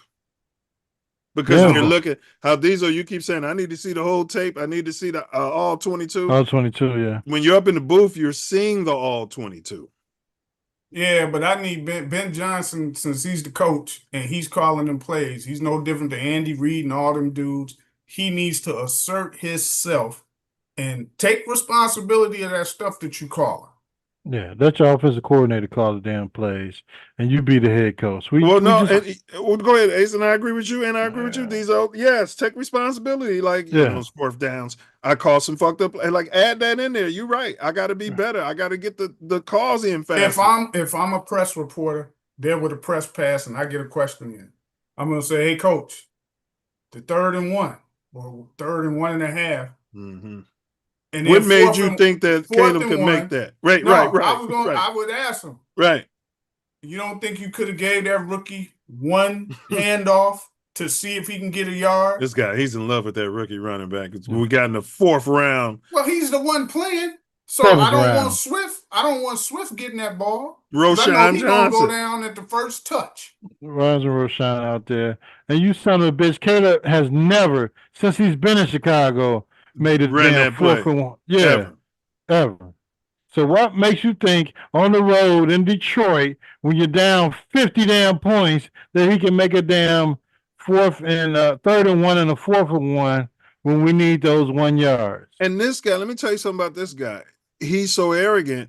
When they asked him about the tush push, you know, he said he wouldn't vote against it, but he said, I wouldn't run that play. I like explosive plays. But I sit out here and watch you take a generational quarterback and let him run a quarterback sneak twice and not get it, Mr. Explosive Plays. Mm-hmm. Yeah. Yep, sure is. Yep. And you said you wanted to call more runs. How do you feel with that game plan and how that panned out today? I don't have the exact number. You know, like I said, when you start getting down like that, it's hard to stay committed to the run game. And if I was in the press box when he says shit like that, I don't have the exact numbers. I'd be like, you guys ran the ball X number of times and you passed the ball Y number of times. There's your exact number, you son of a bitch. And your running game has sucked the last 2 weeks. Right. What are you going to do about it next week against the Dallas Cowboys at home? Well, he should have been working on it, but he's like a little kid with a joystick in his hand. I'm going to win this game. He should have been working on it in a game like this. Once the game got out of hand, he should have been improving his running game, but he wants to try to win the game because he's so arrogant. Just like we got kickers coming into camp every week, damn it. Bring some running backs into camp every week and see who the hell want to run a damn football. And some head coaches. And make a move. You know, like at this point, you can trade DJ Moore since Caleb don't look for him. Are you talking about trade DJ Moore and get a running back in here? Now I've seen memes online about how the Bears should trade DJ Moore to the damn Jets. Yeah. Since that was his last successful season. But you've heard it here first from me. Yeah. Yes. Yeah. But you're right.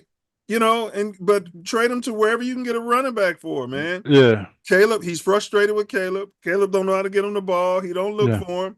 That way Rome can just do his thing and Luther Burden can start developing, you know what I mean? Yeah. They like throwing the ball. And quite frankly, look, Rome ain't that kind of receiver. He don't he don't catch the ball enough. Oh, he's a dropper.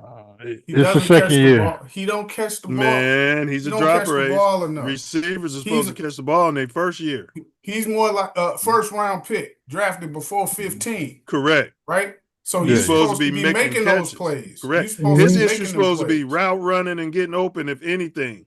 Yes. But yes, when the ball hits his hands, he's supposed to be catching. He don't catch them all the time. It was one when they was like, "Oh, Caleb threw the ball too low to Oz," but the ball hit him in the head.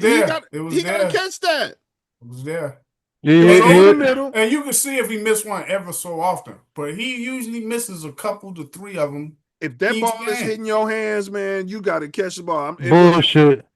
You running in stride. He threw a ball to Luther Burden below his knees. That's what I'm talking about. Yeah, and yeah. Burden, if you got to fall to catch it, you got to fall to catch it. Well, Burden's got to catch that ball, He's bro. definitely got to catch that ball. But damn it, there was nobody on that guy. You got to hit that motherfucker in the chest. Yes, I agree. Between here and here. But if we're going to ask the quarterback to be perfect, then we got to demand the same thing from them damn We're receivers. not asking him to be perfect. We're asking him to be average.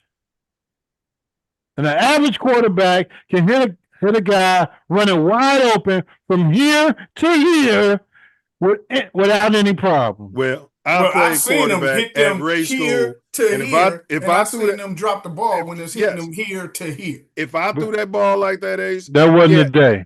You want to catch it and run, that's fine, but you got to be able to decide as a receiver, I can't catch this one and run. I got to fall down. I got to do whatever. You got to dive. You got to go with the ball. I got to catch that ball. I understand what you're saying, but the majority of his passes put his receivers in a position that they're off target. I agree. And they got to make excellent plays. Every time to catch the damn ball, and it shouldn't be that way. Because it was with your generational quarterback. Rome presented itself, and for some reason he threw it way over there. Rome caught it though. He threw it way over there, and Rome had to, and they were like, "Great pass." I'm like, that wasn't a great fucking pass. Had he put it on him, Rome would have ran for some yards. Yeah. Well, the same way that Amon-Ra St. Brown does in the offense, because Golf puts it on him. Well, Golf ain't afraid of throwing interceptions. We know Golf will throw 6 picks in the game. Throwing picks. Yeah, he'll throw pick sixes and hit. And even the pick Caleb threw today, he was really trying to throw that ball away. Yeah, apparently not. He just didn't throw it farther enough away. And he almost had 2 picks in the game. I was like, that's good for him. Yeah, you son of a bitch. Throw that shit out of bounds. Kicking situation, you brought in a guy to the practice squad, kind of was had some struggles. Talk about kicking. Yeah, Jake's a talented player, and we'll see kind of where he's at. But we have a lot of confidence in Cairo. Is it an open competition at this point? Or no, we have a lot of confidence in Cairo. Then why don't you just say we'll see where he's at? Yeah. Do you know what I mean? These guys, you're gonna die slowly with Cairo. That's what the fuck he's saying. You're gonna die with this dude. The press, right? The press didn't ask him. No. We needed a kick out of bounds last week to at least get to the 2-minute warning. This son bitch come out the first play of the game and kicks the ball out of bounds. We got a dumbass team, man. And he's not. Look, I'm looking around the league today. There's kickers kicking fucking 50, 60. Yeah. With no problem. I'm talking about going past the crossbar with 10 yards to spare. Yeah. And this motherfucker, if he does kick a 50-yarder, it's barely getting over the crossbar. Jimmy Johnson ran through we don't need that kind of stuff in our life right now. And with this type of deficiencies we got, you need a dependable, strong leg kicker. Jimmy Johnson ran through kickers like a pimp ran through holes at the player ball. And this guy's getting paid $4 million a season. Get another kicker in here. If he's not accurate, that's fine. If he kick the ball far, that's fine. And if he can't make kicks, get somebody else in the next damn Oh, my week. God. What's going to happen is your general manager is going to draft a kicker in the 3rd round next year. We don't need to draft a kicker. We need to get some guys in here. The damn guy from Dallas that kicked a 64-yard kick to send the game to damn overtime came from the USFL. USFL. I'd like to just be here back where you've been for so long. Really didn't even think about that. I'm tired of hearing struggled a little bit in short yardage as well. Going like I'm gonna get Caleb right quick. Like about I'm off the side of and first you. Go Bears. I think I had a good game. Go Bears. And I'm close to my goal for 1,000 yards. First Bears quarterback ever. What's going on, everybody? What's going on, everybody? We just lost by 1 million. What's your initial Let me show you my nails. I got away from you like this one did. Yeah. He is. He's showing his nails. This motherfucker. This is who y'all wanted these. This is who you ran Justin Fields out of town for? You, Courtney Cronin, and all the media meatheads? Danny Perkins. For him. All right, I'll give you that, Diesel. You did say something about Jaden Daniels. But you were these new quarterbacks. You wasn't just talking about one, was he, Ace? He was talking about and it was a great class. You were right. Yeah, but how out of all those quarterbacks we end up with him? That's their deficiency in the front office. Yeah. He didn't even interview nobody. Didn't interview nobody. They say it's a curse. It's not a curse. Well, they didn't even. They didn't even. A curse is self-inflicted. They didn't even give him the Wonderlic test, Diesel, where these poor and stupid players are not short butts. Well, he's dyslexic, so they couldn't give it to him. I'm sure that was dumb. Read. That was retard shaming. All right, yeah, you can't shame the retard. First, you can't say that. With, that team came out and played a hell of a game on the other side of the ball, we had momentum swings where we were taking punches and we ended up turning the ball over. He's getting used to losing, and I'm afraid of this. Yeah, he sounded like you son of a bitch. This is a division game. Uh-huh. Do you know what the division we're in? You know how much money people losing in these games, man? It was a 6-point spread, and they covered it by $1 million. And things like that, and with a team like that, and you have 2 turnovers, and a couple false starts, or just overall penalties on the opposite side of the ball, with a team like that on the other side. I saw Caleb though on that play. He got yards, but somebody did something wrong. It was like a bootleg, Ace, and the 2 receivers were over there. He said something to Oz, and Oz pointed at the rookie, and then he went over to the rookie. Man, he got in his hookup. You saw that? Yeah, he needs more of that, and he needs to be doing it to those linemen. That lets you know that he knows what he was talking about. That he knows that they were in the wrong space or whatever. He knows it a lot, but he don't always. He hasn't wear really, that seat. Yeah, Correct. But he's gonna have to because Ben Johnson is like the silent angry man on the side. And the son of a bitch got a C on his chest. You don't wear a C on your chest just to decorate your uniform. And you're the quarterback. When I'm saying is Darnell wrong, I would be in his ass on the sidelines if I can't do it on the field. Yeah. You can't do it on the field. Why not? Bro, I saw that rookie quarterback, Drop Dead Gorgeous in Minnesota, rallying the fuck out of his team in the fourth quarter, and I never see that out of him. He over there sitting by himself looking at his nails. Well, he's the last one in first one out. Because they're usually getting the brakes beat off of them in the fourth quarter. There's nothing to try to rally. Last week, we wasn't getting the brakes beat off of us, and he wasn't rallying no damn body. But we did. That's because we didn't. There was no momentum.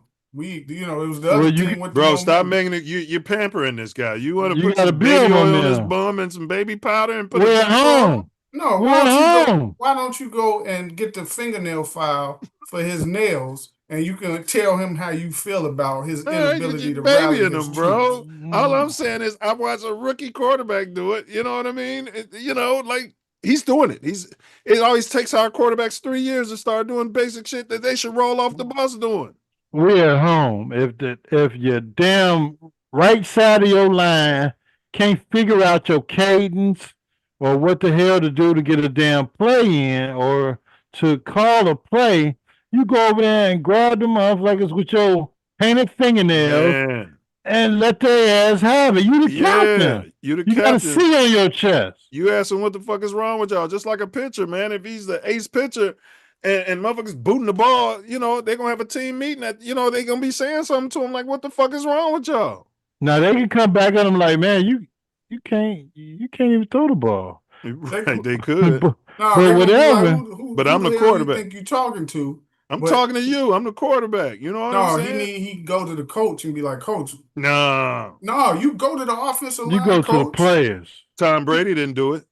Tom Brady wasn't doing it as no rookie. He wasn't going to them motherfuckers like that. Neither was I'm sure he was. I can't say he was or he wasn't. He wasn't. No, you can't say he was or he wasn't. Peyton Manning wasn't getting in his offensive line hookup. I'm sure he was. Either you or you ain't. Till it was years. Either you got it in you. No, it don't take years for that. Bro, if you're doing it at every level, bro. Yeah, I'm the quarterback. Was doing it in grade school. Derrick Rose was doing it in grade school. He was doing it in high school. He was doing it in college, and he was doing it in the pros. I'm talking about football. This is my team. No, you're not addressing. You're not addressing. You can address them dudes when they not like blocking for you and shit like that. If they keep Ain't doing no way in hell, penalties, Jaden if Daniels. you keep doing Ain't no way in penalties, hell I'm going to the coach and snitching on the players. They not gonna respect that shit in the locker room. No. Coach, man, you need to go tell Diesel this and this no, and this. I'm telling them in The the coach game. gonna be like, Hey, you man, tell him what's your wrong- goddamn what's self. wrong? Nah, They didn't you put a crazy? C on. The coach They is didn't put a C. responsible for them dudes. They didn't put a C on this dude's chest for the last 2 damn years. It's up to him to go to his offensive line and get their ass straight. And this is my cadence. That's the quarterback's job. Okay, That's watch his this. job. Watch this. Was And Justin he's not a Fields rookie. doing that? No. Do I say never who? did. Fields wasn't the captain his first 2 years. He never did that. Justin he never Fields- went to. He was the quarterback though. He He never wasn't the went to captain. them linemen. But see- he but never see- said nothing about them false starting and not blocking. But Never. see, that's a problem. But his Okay, team then. sucked. All them guys sucked. And that's a As long problem. as you're acknowledging it. But that's a problem. But he wasn't a number 1 overall pick. No, he was a But- first rounder. He wasn't the captain. First rounder. He He wasn't wasn't the He was a saying offensive captain. generational number 1 overall He wasn't pick. saying shit. Yeah, He he didn't say was. nothing. Right. So if, He it's, was- so if it's bad for him not to say He shit, was why are mute. you caping for this dude? No, I'm telling you that if this guy, if they keep making penalties, I'm telling the line coach. Okay. Hold on. You in the military. Whoever was y'all lead, I'm not talking about the drill sergeant. Whoever that motherfucker was that was at the top of y'all fucking unit, you gonna tell me it's not his job to get y'all in shape? It's not his job. His job is to go to the drill sergeant and be a little snitch? Is that what you're telling me? That's not fucking snitching. That's your fucking job. He's in charge of that fucking line. So he wouldn't tell you. He wouldn't can't tell you. him, hey. So or he you wouldn't can tell be you. talking to He them wouldn't tell you make up. collectively. He wouldn't tell you this bed ain't made up right. And then now if you say fuck me, then I'll go to the drill sergeant so that they don't come on me. But you telling me that the person the drill sergeant is putting in charge to get y'all in shape. His job is to just go snitch. His job ain't to fucking put the line in straight. His job is the fucking quarterback. If you ain't blocking or you making them errors, it's their job to get them in straight or replace that motherfucker. He That got the ain't his C on his job. chest. That ain't his job. I don't give a fuck. It's a bunch of C's on that team. He's No, a it ain't. quarterback. He's the and- quarterback. Yes, that's the quarterback. It's like a point guard on a basketball team. No, look. The quarterback job is to not. His job is the quarterback. Is to be a little bitch and be soft spoken and go behind everybody back. Paint his and- nails. And paint his nails and tell the Nah, coaches Yeah. they not it doing ain't- this it and ain't that. no- it And they ain't not no- running the routes right. And No, go in the you- coach's office and they not running this right. And that's what you're saying. That's No, basically what you're saying right here. No. I'm telling you that motherfucker, he ain't for penalties and shit. They supposed to get fined for that stuff, which I'm sure No. they probably do. Yes. All right, we're gonna teams- move on. We can go teams- We around. talking about winning the damn football game. Yeah, we This talking about during dude, the they game. put a C on his chest Yeah. the last 2 years Yeah. to be the damn quarterback of the Yeah. team. These are And last year we will give if him a I'm mulligan quarterback about. and you letting a but motherfucker go around you and sack me, I'm getting up and I'm getting in your motherfucking face. Again, I ain't never see Justin Fields do it. Y'all ain't say shit All right, about well, him. okay. You ain't say a I fucking did say- thing when Ace, Justin now Fields. you know damn never well said I was- nothing about. How Ace, come did I Fields ever ain't say I saying want to see nothing? leadership? How come Did he you ain't ever hear me saying say I shit want to see to more leadership out of our quarterback when we had Justin? Yeah. I said it multiple times. Leadership, like taking control of the huddle, but you ain't talking about addressing people for All making that is penalties. leadership, bro. Nah, but you ain't talking about addressing no penalties that they If making Tom on Brady the line. did it, Joe Montana did it. If all the great quarterbacks do it, you I saying wasn't seeing them doing it when they was first in the fucking league. I so didn't. okay. Yeah. So in Listen. your mind, when should they do it? When? Whenever you feel that they're good enough to be addressing them. But So you as got to be rookies good and enough. first If you're year good enough to dudes, be a starter, you're good enough to demand Nah, excellence from your players, bro. not like look again. This is the the problem with coach, starting you- them right away. This is no. why I say they need to sit their ass on the bench behind a veteran until they're good enough. It's the veterans, them the motherfuckers who messing up.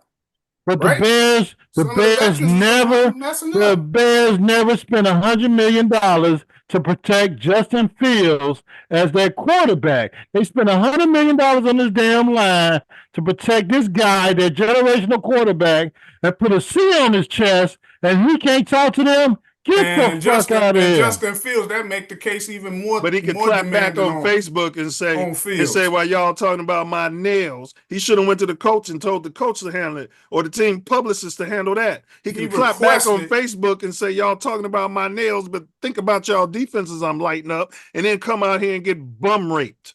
He requested both of you guys to come and file one hand each. Shit, you Okay, both of you. They Is make this what they're left doing hand in and the Simeon? right hand. I'll tell you what, rest in peace, Bob They Hammer. did that today. Because he was a man. It's two really up and down games offensively to start the season. And did you expect it to be going better and clicking a little better at this point? And why hasn't it been? I mean, I always expect to come out and play well as an offense. That's the expectation, but it's not really necessarily surprising or anything like that. You know, it's new coach, new offense, and all of that. And, I'm frankly tired of his excuses. Yeah, it's a week bunch of new players. fucking two. We're working on the we're all damn trying offense. to, figure it out together at one, and like I've always said, move together. Everybody do their 1/11th and move together when the ball snap and go execute the plays that are called. What happened on the interception? Yeah, ended up rolling out. Probably need to throw it away right there. Tried to make a Probably need to throw it away. Probably. play, but I thought OZ was going to go high, and he ended up breaking flat, and it was just a miscommunication on the field. Still playing hero fucking ball. Hey, man, it seems like his first interception, right? I want him to throw more. So Yeah, he shouldn't have had that one. Yeah, I want him to throw and it's more. like in a the- punt. It was almost like a punt any damn way. No, they Yeah, scored yeah, after I'll give that you that. punt. It wouldn't have meant they would have scored any damn way. No, But it they was like a wouldn't punt. have. He gave them damn momentum by throwing them a damn interception. You Yeah. bring your punter out there, These maybe don't he kicks the believe- ball to the he don't 10-yard believe line. Nah, I want him to throw more. I want him to take more chances any fucking. Yeah. I do So too, I but don't not mind. chances like I that. don't That was mind. It's reckless. fucking. It was, but it was equivalent of a punt. No, If it you're gonna wasn't. take Defense chances, can't man, fucking- take chances with your best players. He always taking chances with some ancillary bum like he's at USC some damn where. This ain't USC. Throw it up there for Rome. Throw it up there for DJ if you're gonna take that chance. He should know that. He does. I thought Oz, who I just started playing with, who's small and light in the ass, was gonna Right. cut this way and cut that way, and I guess He's I a- should have just thrown it out of bounds. He's the last one in, the first one out. It's the 3rd and 1, then the 4th and 1. Yeah, just got to go get it. I thought I got it on the first one, and I guess I got closer. And then the second one, I I'm sorry. would say I got it, and the refs end up spotting it back, and you move on from that play. But just got to go get it.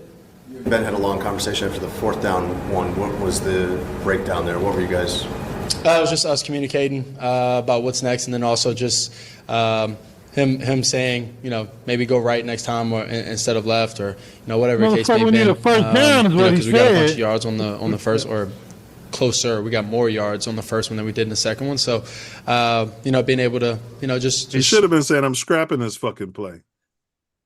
That's what the fuck he should have been saying. That play is scrapped. communicate with him, move on, and get out there and go and try and execute plays again. What's the key for you in those situations of reading it right and then getting it? Yeah, find the open gap and go get it. You talked about having understood that it's a new coach, it's a new offense, it takes time to adjust. And it seems in periods you all didn't struggle to move down the field. So what do you think is personally missing from making that more consistent? Yeah, I think it's just us being, like you said, consistent in the way of, our technique, our. And what I'm trying to say, Diesel, is this laissez-faire fucking attitude here does not comport with the city of Chicago. And it could be a generational thing. I'm not calling him generational quarterback. I'm saying his generation. Mhm. I seen. Since you guys are always comparing them to Fields, and shit. don't get me This wrong. guy brings up Fields. He's been bringing up Fields all show. Go ahead. Yeah, just like you guys do every show, and all that right. you were until I start getting in y'all shit about the Go ahead. shitty day he had today. Go ahead. Generational Fields. Did you ever hear Fields sounding Yeah. commanding, demanding in the press? No, that motherfucker sound like a deer in headlights, just standing there. He said, "I thought Cole Kmet was gonna make it plays, and they coached me too hard." Very easy kill, no emotion. Yeah. Like But a he wasn't a robot. generational can't miss once in Yeah. a 25-year He was a first round process. fucking pick that you guys bet your houses on. No, we didn't. And look at him. He couldn't he throw was for 50 yards This today. guy. Brings up Fields every you time. talking about the Fields Jets. is gone. This is our bringing quarterback. I'm bringing up Fields because He's our quarterback now. I never seen you addressing him in press conferences. I have. You act like I No, didn't say. not like you doing right now, and that you do every time he have an interview, a press Fields conference. You never was going in on Fields. Fields was not capitulating, not giving the tools. This son of a bitch, where the generational Listen, that's I what he can't. don't That's what he care. can't I don't understand. care what tools you got. If a man is open and he's right there in front of you and you don't throw the ball, that's something wrong with you, not the tools or the people that you got around you. And I never heard y'all going in on that dude like y'all going in on him in his press conferences. Justin Fields has bums on his offensive line. He had bums on his and his wide receiver room. The only thing they had was the running game, and that's what you criticized him for, was for running the ball, because that's all he had. That is all he got. Look at his stats today. That's all he had with the Bears. He ran for more yards than and they didn't have any wide receivers for him. The Jets got people. He ran for more yards than he threw for today. You talking about game 2? Last week he threw for over 300 yards. He had 119 player rate, quarterback rate. He ran for more yards than he threw today. This is the NFL. It's game 2. This is the guy that y'all keep fucking referring to every time you talk about the Bears. Yeah, we're talking about this guy. We're talking about this guy. No. So since you're gonna go there, if we'd have kept Fields, we would have had about 5 more freaking draft picks. No, we would have had 5 more draft picks. We'd have had more dogs. We could have traded this clown right here in makeup. He's got lip gloss on right here with his nails painted, and we could have gotten 4 first-round picks for him. That's your whole issue. Is you still hurt from the loss of Fields, but he ain't making it about Fields. Ain't his shit it's about the haul. You should be able to comprehend that the Fields people were saying we could have stayed the course. If he gonna draft bullshit like he been doing, making horrible picks. He would have been fired last year. For what he really need. He getting the wrong picks anyway. He wants him. All right, you keep caping for Caden. You know, the plays that are called and going out there and being technical about and beating the man in front of you, and that includes myself. That's, you know, and I think we just do that over and over and over again. Don't try and create any explosive plays that, you know, try and be Superman. Why is he rubbing his nose every 3.5 seconds? Let me leave him alone because he rubs his nose and feels. Might be some with the booger sugar. Yeah, it might be some drugs. He's rubs his thighs. And everybody just do their 111th, and we keep moving on. You had some time to kind of reflect on this on the sideline. I think it's the booger sugar. What's going through your mind as you're sitting through the last 7 minutes of this game? Yeah, I think in that situation it sucks that, you know, your guys are out in the field and you know you're not. I told y'all Ben Johnson wasn't going to have him on the field all game stinging it up. Didn't I say that, Ace? Yeah. That they'll get the backup in, and didn't I say it? But they, I figured they would have put some more stuff on tape instead of just handing off to the back that you didn't want to hand off to the whole damn game. Put some more damn pass plays or whatever the hell y'all want. Yeah. But That's they didn't do it. Because you put so much time, energy, and effort, and those guys. Bezos on record and saying he wants Bilbo to be in the game, and he's sitting there caping for him I want to be able to evaluate him. Right. Yeah, he was in I there. wouldn't care if he benched him. Now, the only thing I'm saying is today wasn't on him. Today was on the sorry ass defense that gave the whole team points. Was he partly, but the majority of this shit was not on him today. I didn't say the majority. It was the whole damn team sucked. No. You need to go in on the defense like you going in on him. Cut out that there shit still battling, short. and you know you're on the sideline, but it was there ain't no yards in the third quarter. Ace, we got to put our pennies together and see if we can get him a Caleb Williams jersey. And then we'll get him a matching fingernail policy set to go with it too. I'm gonna give both Christmas. of y'all one. Yeah. One of y'all is gonna have you with a vice grip on his butt, and the other one on his nuts. We're JF all got right. a bobble We're head. down with Jalen. But We're you're gonna get talking the about Caleb Chicago Williams Bears. first dial, and it's gonna have come with a matching paint the nail set. Yeah, and Hey, a I'm the one jersey. saying And to a lipstick bench tip him for and let you. me see what Yeah. old boy can do in this offense. Yeah, The old move boy on from came it. out there. He wasn't shit either. yeah.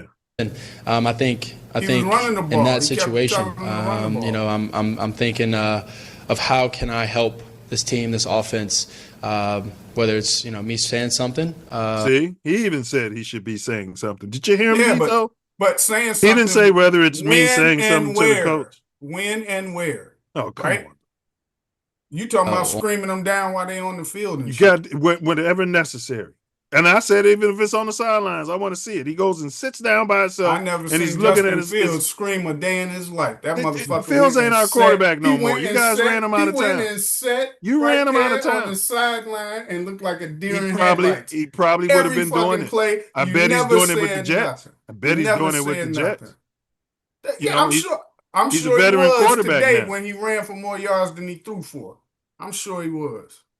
This guy just said it. Whether it's me being more vocal, he just said it, bro. Yeah, vocal, but to what extent? When and where? I'm not saying you can't Oh be my vocal. God. You talking about he's supposed to be cussing them out over false start and shit. on the Monday through field. Sunday. Yeah. Yeah. All in practice. Every time they rear their ugly head with that bum shit they're doing on the field. Yes. And it's just because he's not a perfect quarterback, he should still be doing that because that's part of his job. And if he's not willing to do it or he's not man enough to do it, then guess what? We got to move off of him and find somebody who can do it. Brock Purdy was doing it when he was a rookie. Yeah, Brock Purdy was performing and earning. He was Mr. Irrelevant. He was earning his stripes as he was performing. He ain't been Allegedly. performing. He ain't been performing. What do you mean? Yeah. You said he threw for more yards than Fields did last year. He was the first quarterback to throw for 3,500 yards in Bears history. Blah, blah, blah, blah, blah. He did Yeah, throw bro. more than what Fields threw for, but Okay, I ain't. well, he was performing. Only reason I compare him is because you guys are always bringing up Fields. And Brock Comparing the Purdy- two.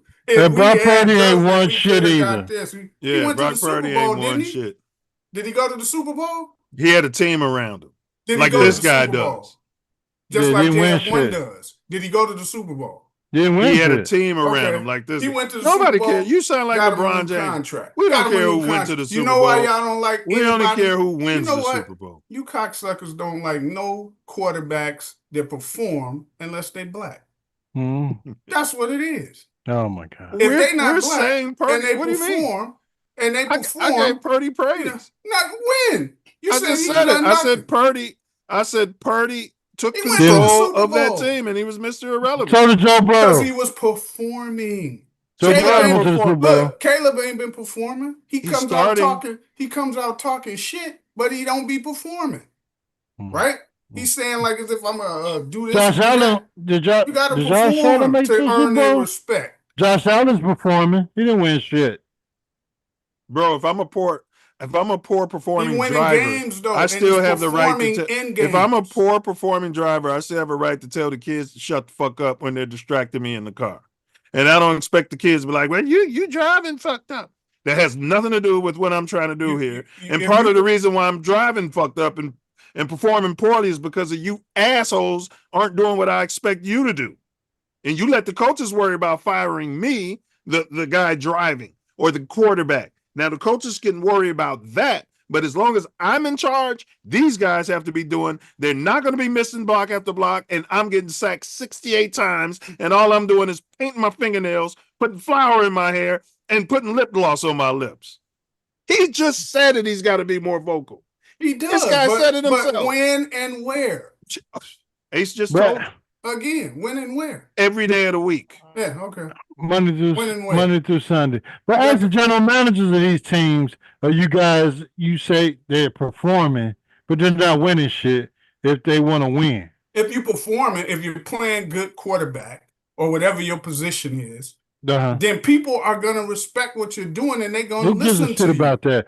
If What do you you mean, lace who them up gives a in shit the, about that? if you lace it up if you lace it up in the beginning of the year, you're lacing it up to win a damn Super Bowl. Correct.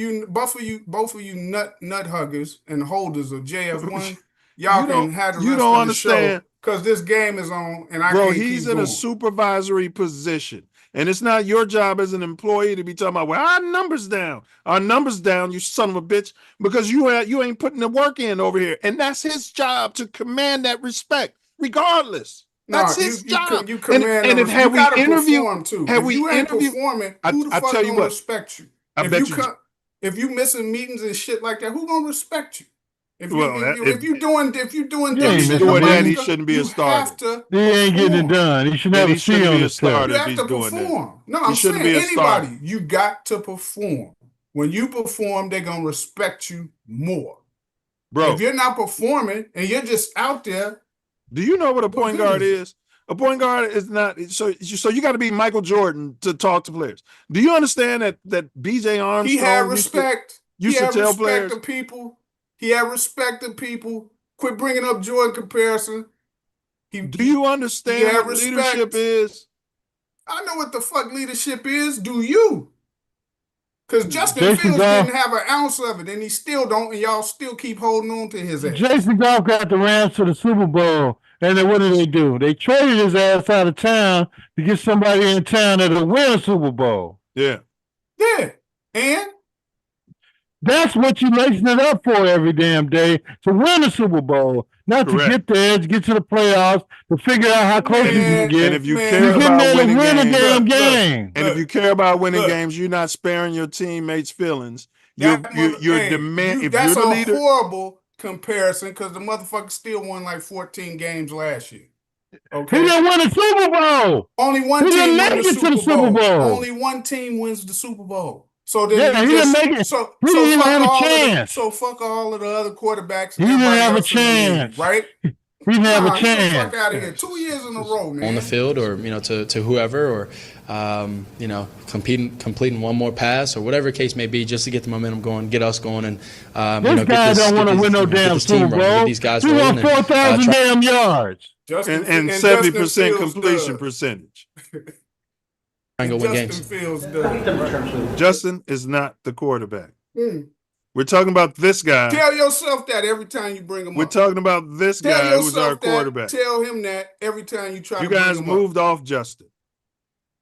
For those reasons. You guys haven't. That's the whole problem. Caleb is our quarterback. Caleb's our quarterback. So, if you liked it when Justin did it, then you should like it now. But you like it now, but you didn't like it when Justin was doing it. The fuck you mean I didn't like it? You're caping for this guy. I'm not caping and you didn't cape for Justin. No, fuck that. You didn't cape for Justin. You was capping for Justin and you're still capping for him and you bring him up every week along with him. And you're mad because no matter what, he ain't coming back and you want to compare him and now he had a shit we don't day. Want him back. He had the worst day. He probably had the worst day of any starting quarterback. We had no idea what his day was. And you ain't hardly talked about him. I had to bring that shit. This is our quarterback. Why would we talk about Justin Fields? Correct. Yeah, that's what you're saying now. We got the Justin watch. We talk about it every week. Bring up, we could have had this. It's on our show run. We talk about Justin every week. You just brought it up before we brought it up. No. Because when you talk about him, you're always trying to talk about when he's doing good. No, we talk about him every week. It's a Justin watch. Shit, like it's a Justin watch. We were unpacking Justin Fields. It's right here on the show run. I unpacked.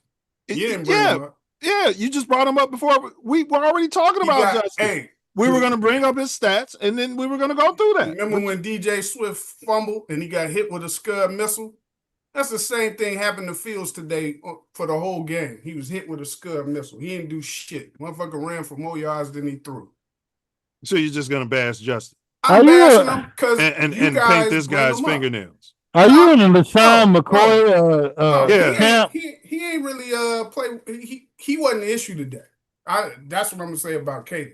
He wasn't the issue today. You like Caleb? You should be going in on the defense. Why you like the flower in his head? Coordinator? Yeah, Caleb is our quarterback. You're sexually attracted to Caleb Williams. Do you have Dennis Allen? What are your proclivities? This guy is sexually attracted to Caleb Williams. Oh, you've got proclivities. There you go. Now I'm gonna have to get on y'all ass. You've got proclivities. Look, you've been holding Justin Fields nuts so hard. We're not even talking about fucking hard. We're not even talking about it. We're watching an interview with Caleb Williams, and we're talking about what he's doing. And you keep bringing up Justin. Where's Dennis Allen's interview? No, it's like Ace. It's like this is his woman, right? and we're saying things, and then he's getting all emotional about it. Well, yo, girl, bro, we're talking about Caleb Williams, bro. Don't be no, because you're trying to flip the script. But if people who watch We the haven't show, said anything. they know. They know. We They unpacked know. Ben Johnson, and now we're unpacking his. Where's process. Dennis Allen? Do you got Dennis Allen interview? They didn't do it yet. Oh, He'll no, come of out course tomorrow. you don't have that.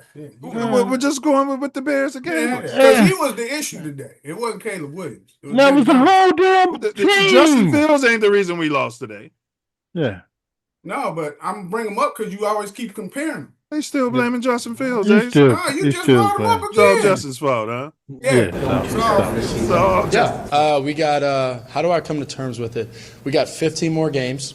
It's the first two games. 15 more games. He should be talking about the game next week. We You got said a I didn't game. say this about Justin. Justin wouldn't be talking about we got 15 more games. We play the He wouldn't be Cowboys saying next week. anything. Fields wouldn't be saying anything. He'd just be looking straight ahead. No, he wouldn't. He'd be talking about the He'd be looking Cowboys. straight ahead. Yep, he'd be talking about the Cowboys. You got some proclivities about Justin. Yeah, we're gonna pull up a Justin interview when he was with the Bears, You and guys we can got a lot compare. of, We'll do it a next lot of week. sentimental feelings for Fields. And We'll do it there's next been week. on multiple We're gonna occasions. pull up a Fields interview after a Bears loss, and we're gonna compare it to what this jackass is talking about today. Teams Yeah, that I'll do my rally homework back and and, I'll and, find and you know go on a 'Cause I know run, you're and gonna try that's to what we're pull up focused one on. that shines a good light on. Nope, ain't gonna be that easy. All I know is he wasn't sitting here looking and sounding like this. That's all. No, he was looking straight ahead, not saying nothing. You know, to do that, you got to focus on the next one. This game's over. They scored a bunch of points. We didn't score enough. That's typically how football works. You don't score enough points when you go out there. That you tend to lose the game. And so, being able to move on to the next game, next play, whatever the case may be, is where we're focused. And we all believe in each other. Coach says something extremely powerful to us after the game is how much he believes in each and every one of us, coaches included. And we believe in them. Everything that they put up, everything that they call. He's gonna get another coach fired. Yeah, whatever they Everything say, that, whatever that they say, we believe in it, and we're gonna win the next game, maybe, or I'll get this some bitch fired by the time before the end of the season. Second straight coach fired in the middle of the season. At least Justin wasn't getting coaches fired mid-season. Yeah, he never did that. No, discuss he's trying to win that. football games. Yeah, he was keeping us involved. In them, and I think we just got to keep believing, keep pushing, and not let anything divide us or anything like that. We got to keep going. It's only 2 games, and we got to keep moving along. Why would you describe what Ben said to you guys as extremely powerful? From Your coach. You go 0-2. Obviously, we're out there playing. We're out there. They asked you, what did he say, man? Don't give us a word salad. This guy sounded like Kamala Harris. Yeah, they're getting after it, and we just lost the game. And the coaches are a part of that also. Yes, they feel it, but we're out there getting after it, and we go and get our tail kicked. And so for a coach to say that after the game, that he still believes in us, and when it comes time that it's a big 3rd down on defense or it's a big 4th down on offense, that coach is going to go for it, and obviously in the right situation. But the belief is there, the trust is there, and we got to keep chugging along and find ways to go win the next game. What do you see in your own performance your individual performance over Thank the first you 2 for games the that you question. say, I have got to get this on track right now? First game, missed a couple passes. I think this game, hit some key passes and didn't feel like anything was off. My footwork was solid and was hitting my guys. So I think I got to go look at the tape and figure out this game how it can help us. Physically and mentally, maybe on the sideline or something, or talking to the guys, whatever the case may be. But haven't figured that out yet for this game, and I got to go figure it out and watch a film on the plane. What's the dynamic been between? He's gonna watch the film by himself. Nobody's gonna watch it. Nobody's gonna watch it with him. Been very supportive of you publicly. What's the balance there in terms of accountability and support? Tough film to watch. Yeah, there's always I tell you, accountability 200 with yards us, a game, and Ben, it's always pointing the finger at yourself before you go point at anybody else. But I'm not necessarily going to say tough film or anything like that. All right, look at this, Ace. Justin's got a 57% completion percentage this season. 58. He's got a total of 245 yards, which is awful. 1 TD, 0 picks, and a 91 rating. Okay. Mm-hmm. Let's look at the generational all-world Heisman Trophy. First overall, we could have had traded him for all types of picks. We don't need to talk to anybody else. No. Let's look at him. Okay. 61.5%. You know, my goal is a 70% completion percentage. So he's at 61.5%. He does have, like I said, he's throwing for 200 yards a game. I mean, Rex Grossman was fucking doing that. Yeah. Okay. 3 TDs, 1 interception, and an 89.1 rating. No fumbles lost. Got to count them too. Yeah, he's got an offensive line that we paid $100 million for. $100 million. Phil's got a healthy offensive line over there in New York too. With good I'm talking about in Chicago. Right. Phil's was a bear. Right. He wasn't no Well, jet. you just compared him, so we talking about him too. I'm just satisfying the comparison. Phil's was a bear. He wasn't a jet. He wasn't a Steeler. He was a bear. They don't understand that. Oh no, he wasn't no fucking bear. He wasn't no bear. Okay. No.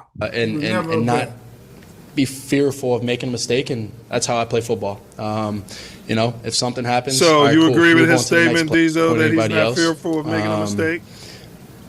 But I'm not necessarily going to say tough film or anything like that. Like, you know, it's football. You're going to make mistakes. You got to go out there and not be fearful of making a mistake, and that's how I play football.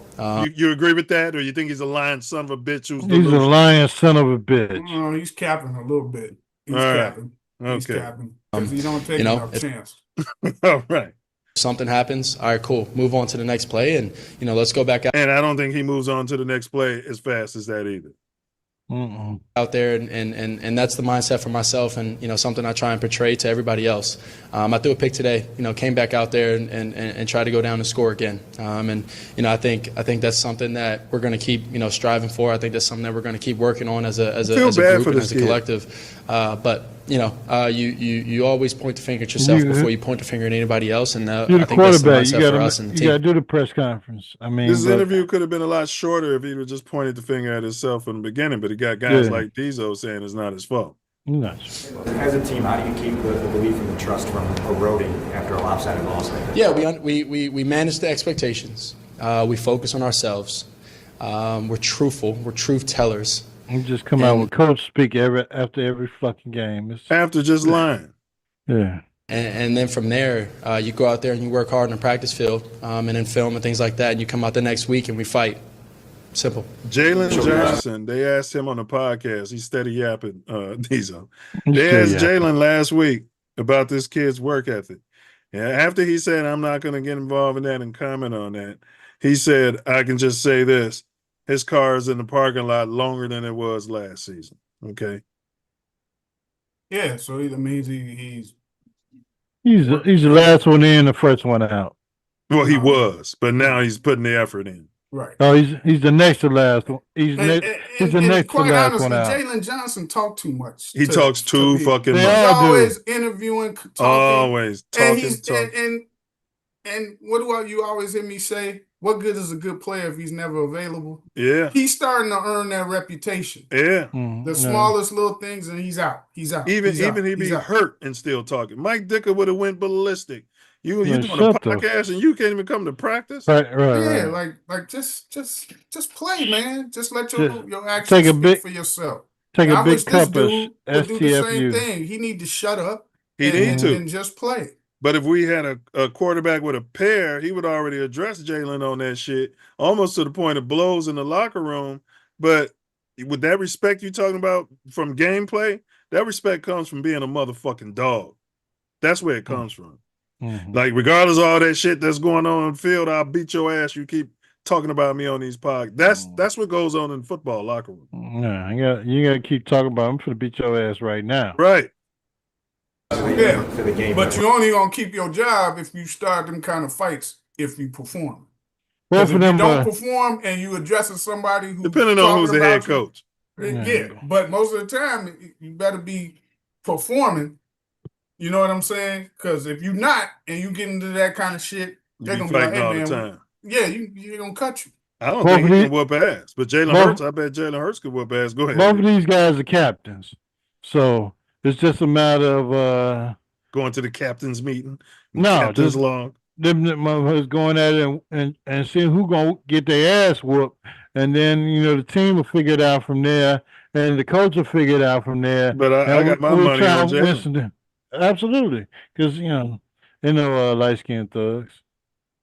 Rome had today. You guys obviously connected a handful of times. This is the last Yeah, one. I think that's just Then we get to us being together notes and then for Dallas. what is it, a year and a half now, and or year and some change, and so being able to just keep finding that rhythm with him, being able to get in rhythm with the other wide receivers, and get in rhythm with tight ends and everything, just get everybody going. It's important to have You're not in the rhythm with no tight ends, man. Yeah, you're definitely not in the rhythm with DJ. So I don't know what the hell who you in the rhythm with.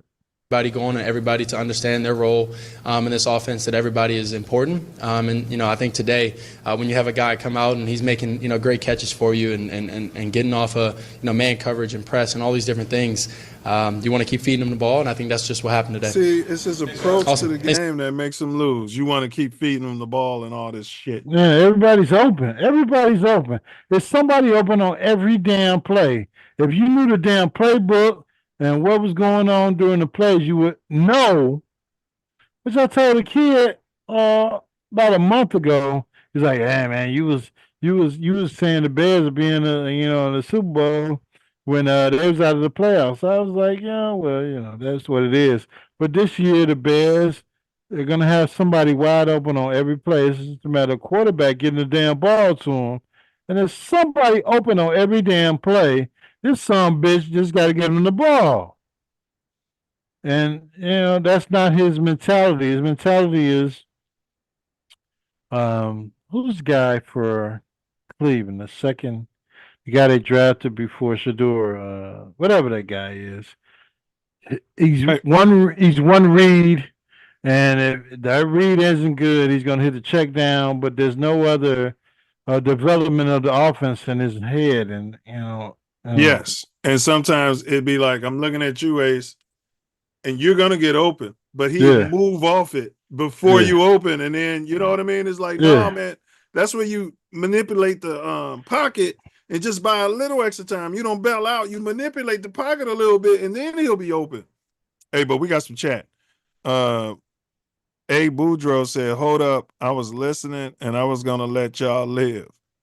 He said, we choked y'all out with our coach. He said, go Lions. Independent, that's from Independent. Aquaman said, go Lions. Melon Smasher, big up Melon Smasher. He said, Michael Williams and Jack Sawyer both had great games today. Passed on defensive ends. He's talking about your boy Ryan Post. Mm-hmm. Yeah, well, I got a fire pose. Yeah, he's an AI. He uses AI to do his draft picks. We're 100% confident in it. I mean, he said it. Yeah. He's a simulation, and we're smarter than everybody. Yeah, you smell my fart. Yeah, let me smell yours, Ian. Ian, you smell my fart. Yeah, that's right. We're smarter than everybody. We're high fiving every draft. They high five every draft, don't they? Yeah. Like they just drafted Walter fucking Payton. Pitching each other's nipples and high fiving and yeah. This guy, oh yeah. Well, he's a stronger character than Jalen Carter, so we can get him in here. Yeah, and he'll be our right tackle for the future. Yeah, we went and talked to the tight end, but we didn't talk to the quarterback. We didn't interview any other quarterbacks. We had no interest. Caleb, since October 14th, 2023 to September 14th, 2025. Somebody else I heard said what I said too, Ace. The kid's got a yip.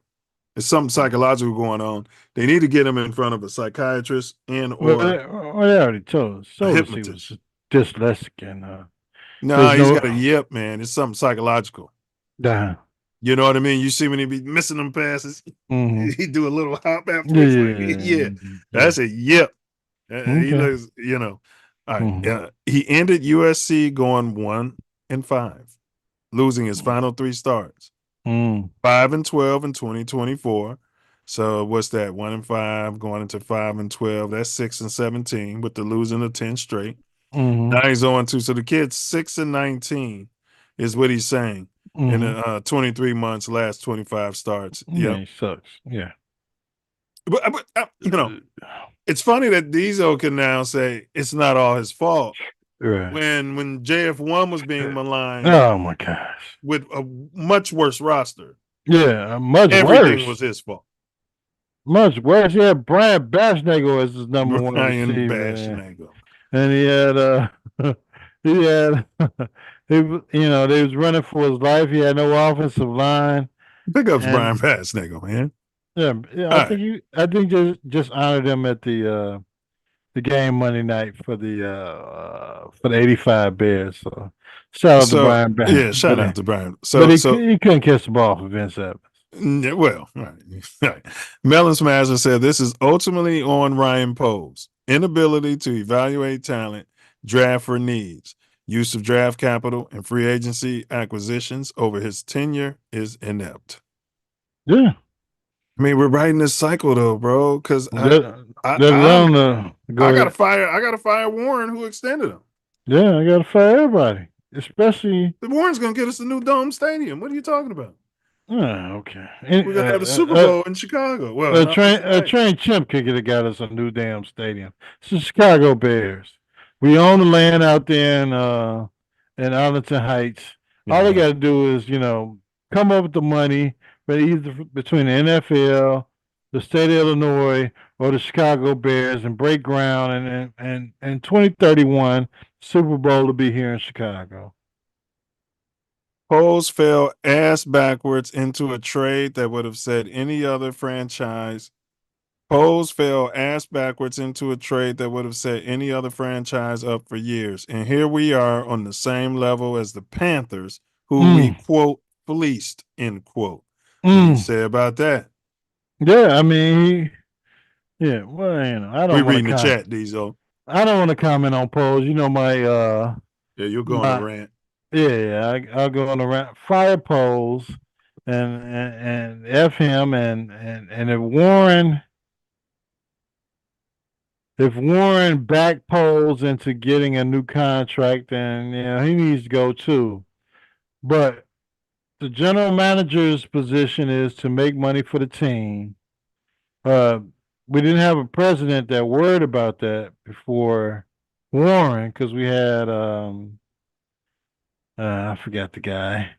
But the Bears were secure, were making money, and then we got a general manager that came in. He made money, but the general manager's real position is to find personnel to take you to evaluate talent, right? Yeah. You can win some damn football games. And unfortunately, we haven't had that between Ryan Pace, Ryan Poles, and whoever the hell the next general manager will be. At least Pace had us in a couple of playoff games. Yeah.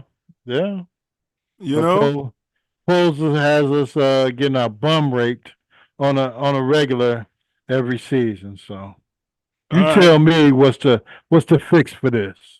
All right. And then Diesel chime in anytime. Another chat. Yeah. Go ahead. So Poles, I mean, I was going into the season, I'm like, okay, we can give him this season to see what he does. Yeah, that was before, right? But that was before this guy went and signed him to a damn extension, right? Assuming that he's gonna do everything right. I was not happy. He act like Ryan Poles was a hot, sexy name. Like you got to sign him now, or you're gonna lose him. He's a Colts holdover lover. So like he's been getting guys. He got Eberflus from the Colts. He's been getting different players from the Colts, but these guys were like, and the Colts were losers. Yeah, they weren't. Well, they weren't even all of that with the Colts, so it wasn't like it was their best stock. You're bringing in losers to your coaches. It ain't like he brought KC. It's not like he brought KC. It's not like he brought Jonathan Taylor with him. You know what I'm saying? Correct. I was high advocate of this draft, running back with one of those first 3 picks. Instead, you go get a tight end who shocked all of us because we was not expecting no tight end to get taken in the first round. We was assuming it was going to be a tackle or a running back. After paying Cole Kmet all that money. Or if he was moving off Kmet. Kmet, had you moved off Kmet and got a tight end, I would have been somewhat okay with it. And I'm truly convinced that Montez Sweat is the type of guy he only plays well when there's another end over there that is formidable. Because he's to me, he's not that type of player where he just does that all on his own. It's when he was in Washington and he had old boy over there on the other Their side. whole line was good. If he'd have had Jalen Carter next to him, I guarantee you he'd be putting in business. Maybe, but I'm talking about specifically an end, not necessarily a tackle or defensive tackle. But just the draft, everything he's done with the draft, it's no. No. He said, I enjoy the abuse. Keep going. Poles is now 4-21 on the road and 3-19 versus the division. He said one of the all-time con artists in sports. It's a recipe for disaster. When you suck that bad in your division. Yeah. It's a recipe for because disaster. You're supposed to be drafting to win division games. Yeah. And they haven't done it. They just have not done it. It's happenstance when this guy's drafts. And I'm watching these guys high five. All right. He said the Bears' biggest problem is pretty obviously that their GM has had 3+ years to build the 5th most expensive defense in NFL and has assembled a unit that is completely dreadful. I call him soft. It's who he's getting. It's not that not spending money. Grady Jarrett is supposed to be a proven guy, right? Mm-hmm. All pro, Pro Bowl, tackle. He's a talker. But you should have signed like an end. The pass rush had Grady Jarrett, to me, is the type of guy that when you got two good ends, he's not going to get pushed back so the quarterback can't step up. But you got no ends to generate from the outside. And he was toughing out through a knee injury, too. Grady was toughing it out through a knee injury. You know, he played because he don't miss games, but he wasn't 100% today. Yeah. And we drafted a kid from Texas A&M, and he hasn't played yet. He played, they had him. What position? Shamar Turner. Oh yeah, the one that Dennis Allen wants to whip and put the hands on him. Yeah. Oh yeah, we had out of Poles drafts. I think they said it was 2 second-rounders and 3 third-rounders or something like that. That didn't play today. Coach's decisions wasn't even active. That's horrible drafting. When you look at Detroit, they hitting on all their first and second rounders, all of them. 3rd, 4th, and 5th rounders. They bringing in football players. We're bringing in guys. We're bringing in character guys. Mm-hmm. Short bus guys. We like to say, "I like football. I like football. Play. You like football? I like football. You like football? When you like make a premature decision like that, the president dude did to get this guy an extension, now you hold yourself liable when the stuff starts stinking, right? So but there was no. Go ahead. I'm sorry. Fire him too. This is what we've been saying. But the only reason I don't see them necessarily trying to get rid of dude because they want the stadium. Because the stadium. That's exactly why. I can get the stadium. That's big money to them, right? A train chip. They already own the land. Yeah. There's no shovels in the ground. They already introduced the deal. There's no damn shovels in the ground. He's not working any magic. Yeah, if he can't see that Poles ain't the guy, I'm not so sure he can get the stadium deal done. Well, that's the only thing that I see why they would still try to hold on to him. Just even fire him, and you're the stadium consultant. You know what I mean? We need some football people in here that's going to bring some more football people in here and want to win some games. And I care about all the ancillary stuff. Drake May. Go ahead. Okay, let's see. Drake May, Jaden Daniels, and Bo Nix are better than both Fields and Caleb. Would you agree with that, Diesel and Ace? Drake? No, I don't Drake give May, Drake May. Jaden No. Drake May, no. Drake May, no. Bo Nix has played better. Coach loves Drake May. Hugo loves Drake May. Yeah, no. I mean, they all had their rookie seasons. Now this is year 2. Where they've been scouted. Yeah, they've been scouted. Drake May can still end up just like Trubisky. Trubisky was okay his rookie year, took us to the playoffs a couple of times. But that's not what he's saying. He's saying they're better than both Fields and Caleb. I'm surprised you don't think he's better than Fields, Diesel. No. I mean, Fields had a bad day today, but what he can do, and he's proven what he can He's got do. an upside and a low side, Yes, just like yes, Caleb. yes, Just like Caleb. yes. You know, And there's no consistency with these guys. And I don't see any coordinator yet. And we got to remember, Justin he's Fields had, don't paint his nails. Caleb's had He don't put flowers in his hair, and he's 6'4". 4 offensive coordinators in 2 seasons, right? Yeah. Yeah. So I've seen no coordinator he's had yet that tries to let him do what he's comfortable doing, which was the same thing we used to say about Fields. Can we get a coordinator that lets him do what he's comfortable doing? But that's what this Ben Johnson was supposed to be. He's supposed to be a genius at breaking it down to the studs. Yeah, and putting the players in the right position. Yeah. He's still figuring out, let's call a fucking run play for Caleb when we need yards. Yeah. He's trying to run every down anyway. Let's pull some of these guards and do it. Come on, let him pull out and scramble and see if he can get it. That's what he's good at. Yeah. I mean, that's when you call something like what he's good at.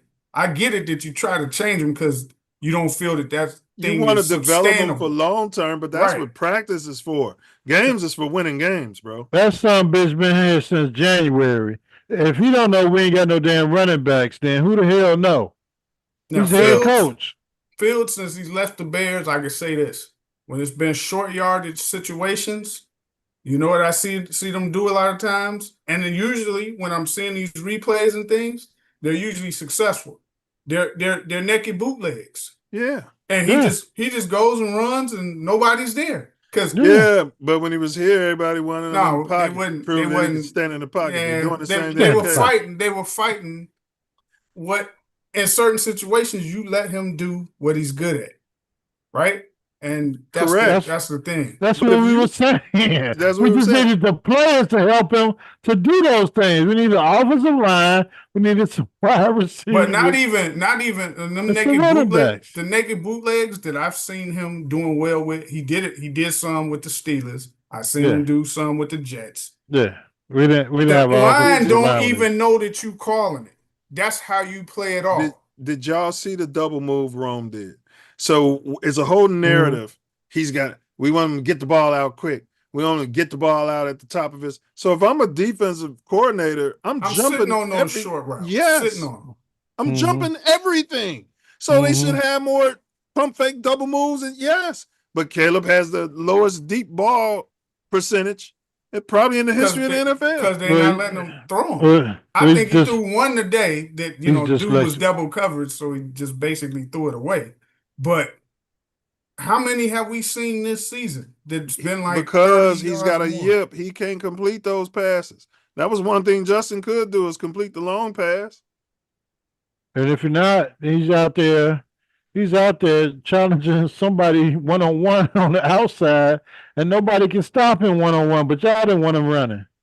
So Caleb is he only scrambles to the right, I'm noticing, and so is the rest of the NFL. He won't, get to the left, and he's only using half the field. All right, Jaden Daniels, including playoffs, is 15-7 as a starter. This is Hink the Basement said, "Is it too early for me to give up on Caleb?" Good question. Is it too early for Hink the Basement to give up on Caleb? Ace?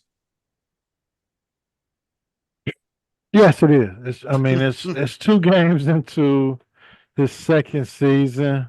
All right. We have to develop the offense. If you get 9 games in. Yeah, I said 6 weeks. I said 6 games for his offense. And this guy is not mentally they've already prescribed him as not mentally able to take care of the offense. But if he's not mentally able to get it done on the field just by playing or muscle memory, then yeah. So you're saying if you don't see mental progression by the end of this season, then it may be time to start flirting with other draft picks or other quarterbacks. We got to figure out something. Diesel? I already told you. Is it too early? No, it's Don't tell me y'all moving off Caleb. We got to win on his rookie deal. We got to win. I'm not giving him the fulfillment of his full rookie deal. Who gives a shit about his rookie deal? Yeah, it's too early to get off of him just yet. But I've been on record saying that if he ain't showing a progression, yeah, you were saying that last week in this season, put Bilbo in. And you know he's not a Ben Johnson guy. Yeah. No, he's not. And I can tell that he's not. I can see it in Ben Johnson's face. Yeah, he'd be like this fucking guy. Yeah, right. Yeah. And he said you can see it without him saying it. Like this motherfucker right here. He can't complete a pass. The pass I need completed. He's like, this guy's retarded. Drake May said versus Miami. Melon Smasher said Drake May versus Miami today was 19 of 23 passing with 3 TDs. Miami ain't shit though. Miami is terrible, and their coach is going to get fired in the middle of the season. They're not nothing to judge you by. Trust me, they not nothing. But are you confident that Caleb would have went in there and got those numbers? Against Miami? Against Miami, yes. 19 of 23, 3 TDs. Y'all confident of that? Yeah, their coach will be fired by game 7. See, here's the worst part with Caleb's situation. You guys are some cocky Bears fans. Ain't won shit in 5 years. Here's the worst part of his situation. What's that? The team has other deficiencies where it's harder to tell and evaluate just how good or bad he is. You talking about the genius coach at Miami? No, I'm talking about here, the Bears. Okay, yeah. So we can evaluate Caleb to an extent. Yeah. But again, when the team's got all these other deficiencies, it's hard to pinpoint like, okay, well, wait a minute. We can't run the ball. Yeah, we can't run the fucking ball. And the so teams don't have to worry about that. Correct. So they're on receivers and they're coming after the quarterback. It's like it's just a hard we've had dynamic. 2 straight quarterbacks who are doing these lazy ball fakes. And I did harp on that with Fields. Don't tell me I didn't. And Caleb's doing it. You did used to talk about the fakes. Yes. And I would expect Ben Johnson, if he didn't fix nothing else, to be sitting there in practice telling that somebody's, no, we're not doing that lazy fake. We're not doing that lazy fake. If you want fake. Right. And we're going to show you that ball. The ball skills, that ball control. Wait a minute. That matters. You see Jared Goff? Go ahead, Ace. This son bitch said he's an Aaron Rodgers disciple, fan. And Aaron Rodgers did every ball fake that he could when he was in Green Bay. He used to be fooling the cameraman. You know what I'm saying? The camera be all now over you the gonna place. tell me you're an Aaron Rodgers watcher, disciple, whatever the hell you want to consider yourself, an Aaron Rodgers, and you're not doing what he's doing as far as ball fakes are concerned, then you're a damn lie. Well, all right. Melon Smasher said Caleb is a fun-sized Fields. Fields was more talented than Caleb, but Jaden made Knicks all a better QB than Fields. Would you agree with that, Diesel? Would you agree with that, Ace, that Fields was more talented than Caleb? No. You ain't ready to go there yet, Diesel? No, he's not more talented. He's the best running quarterback in the league, but Caleb is not a half stepper when it comes to running himself. Diesel make a hell of a GM. They love him in the NFL. He is the best running quarterback in the league. He's going to be working for Fox or ESPN real soon, boy. Up in the booth. So now when you say talented, are you talking about throwing and accuracy? Because that wouldn't be Fields' strength. I might give the edge to May, but what Fields does well, he's proven it in the league, and it's just a matter of a team consistently setting their offense to what he does best. And then when he does a full season like that, then you can say yay or nay of how good he actually is or isn't. But we haven't seen that yet because he's yet to get like a season where everything was geared towards what he does good. He's under that right now, but it remains to be seen. Hey, y'all, the link is pinned in the chat. Anybody can pull up. Go ahead, Ace. Justin Fields is in his 5th or 6th damn offense since he's joined the NFL. So you telling me that... And at least Justin won in college. Go ahead, Ace. You telling me that he's not better than this son bitch who can't figure out how to hit a man wide open when he's in his 5th or 6th offense and this guy's in his 2nd? Well, I don't know if I'm willing to say Fields is more talented than Caleb. I don't know if I'm willing to say that. He's not. He's not. You guys he's would be not, surprised. he's not. I'm I going to think rub my bum on the fence Well, you for bum on the another fence. for another 6 games or so on that Yeah. before I Another make season. that call. I don't think he's more talented than Caleb. I think he's more talented than Drake May. Drake, I think Drake May is overrated. way Quite overrated. honestly, I don't know Yeah. why they're giving him so much damn praise. He's drop dead gorgeous. Melon Smasher said, I appreciate y'all content right now. Clyde the Glide Drexler said, Poles got to learn from Howie Roseman and draft to strengthen the trenches. That's what he said he was going to do when he came around here, though. He lied. He was He said lying. he was going to build through the draft and he was going to strengthen it. He's an offensive lineman, for God's sakes. Well, And he can't evaluate offensive line. Karen says you need to keep this job. Whatever you need to do to keep this job, keep this job. I love it in here in Chicago. And whatever you need to tell these people. His wife to keep said this it, job. and Courtney Cronin, and Dijo was saying it too. That's the best move he can make to keep his job, moving off Justin, and don't take the haul and get his own quarterback, because every GM gets 2 quarterbacks. And you were right. He got re-signed.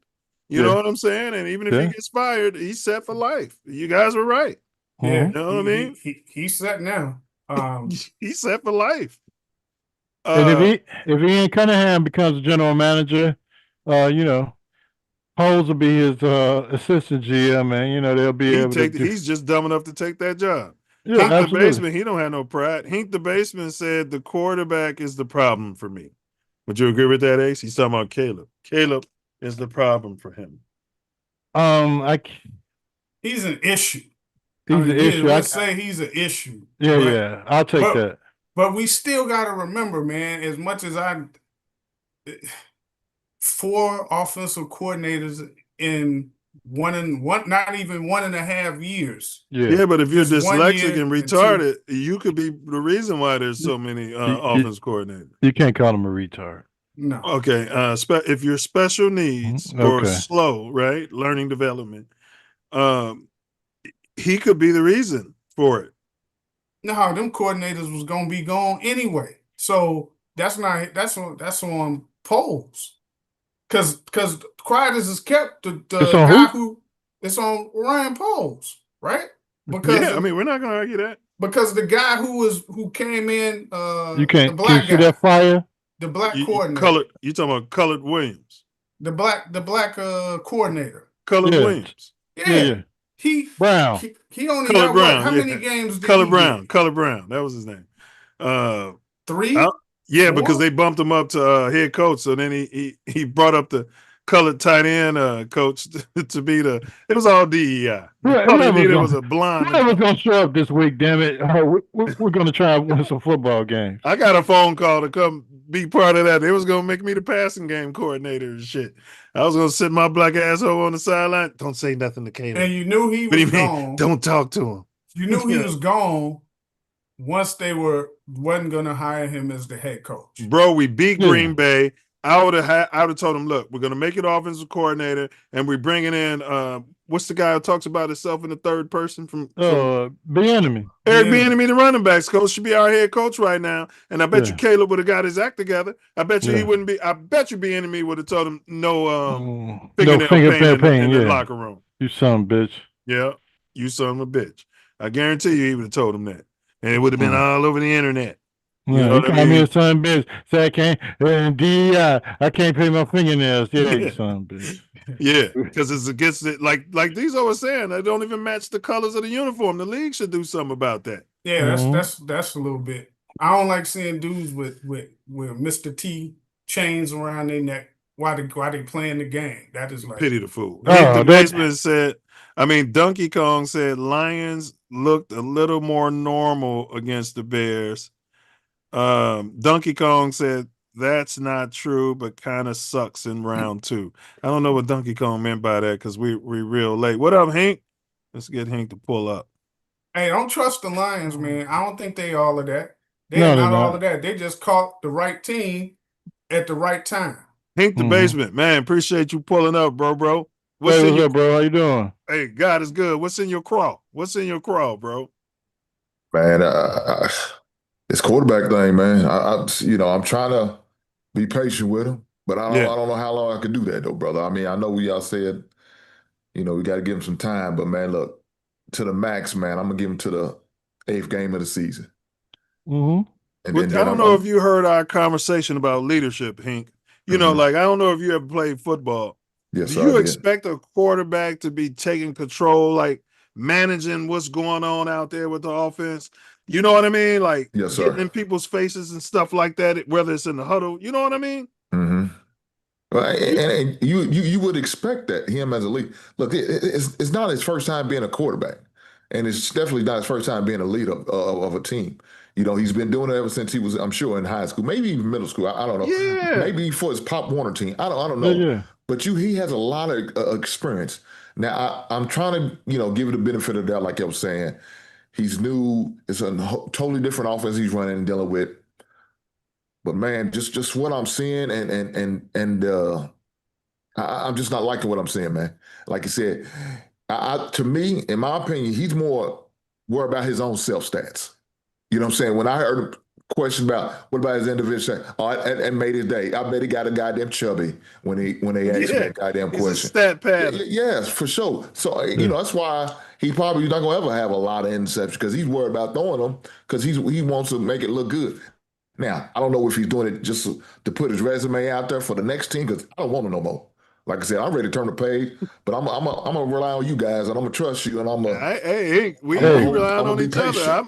We relying on each other. One thing, that's right. I'm not real quick to move off quarterbacks, but I tell you what, I was a keep Trubisky guy, give him more time. I was a keep Justin guy. He needs more time. He needs more time. He and need I don't more know, help. like, how much time do these guys need? I don't know no more.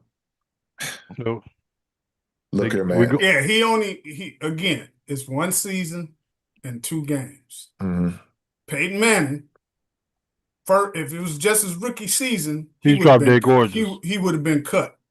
But Peyton Manning was literally generational, though. You could see, like Peyton Manning, even when you talk ball, ball, you can hear it in him. The first season, he holds the record for the interceptions that still stands today. That still stands today. So after that first season, people were on him like he was old boy that came out of Tennessee that was a bust. But he wasn't afraid, though. Schuler. No, he wasn't afraid. But my point is, he had the next season, right? Yeah, legacy too. He had the next season. So I ain't even trying to give Caleb Williams this whole season to show progress, but just based on history from a lot of quarterbacks, you got to give them some of that time. You got to give him some time within this current season to see if he's worthy. So is it Diesel or Dezo? Yeah, I'm sorry, Diesel. Okay, how long would you give him then? I'm saying 8 games. What would you say, sir?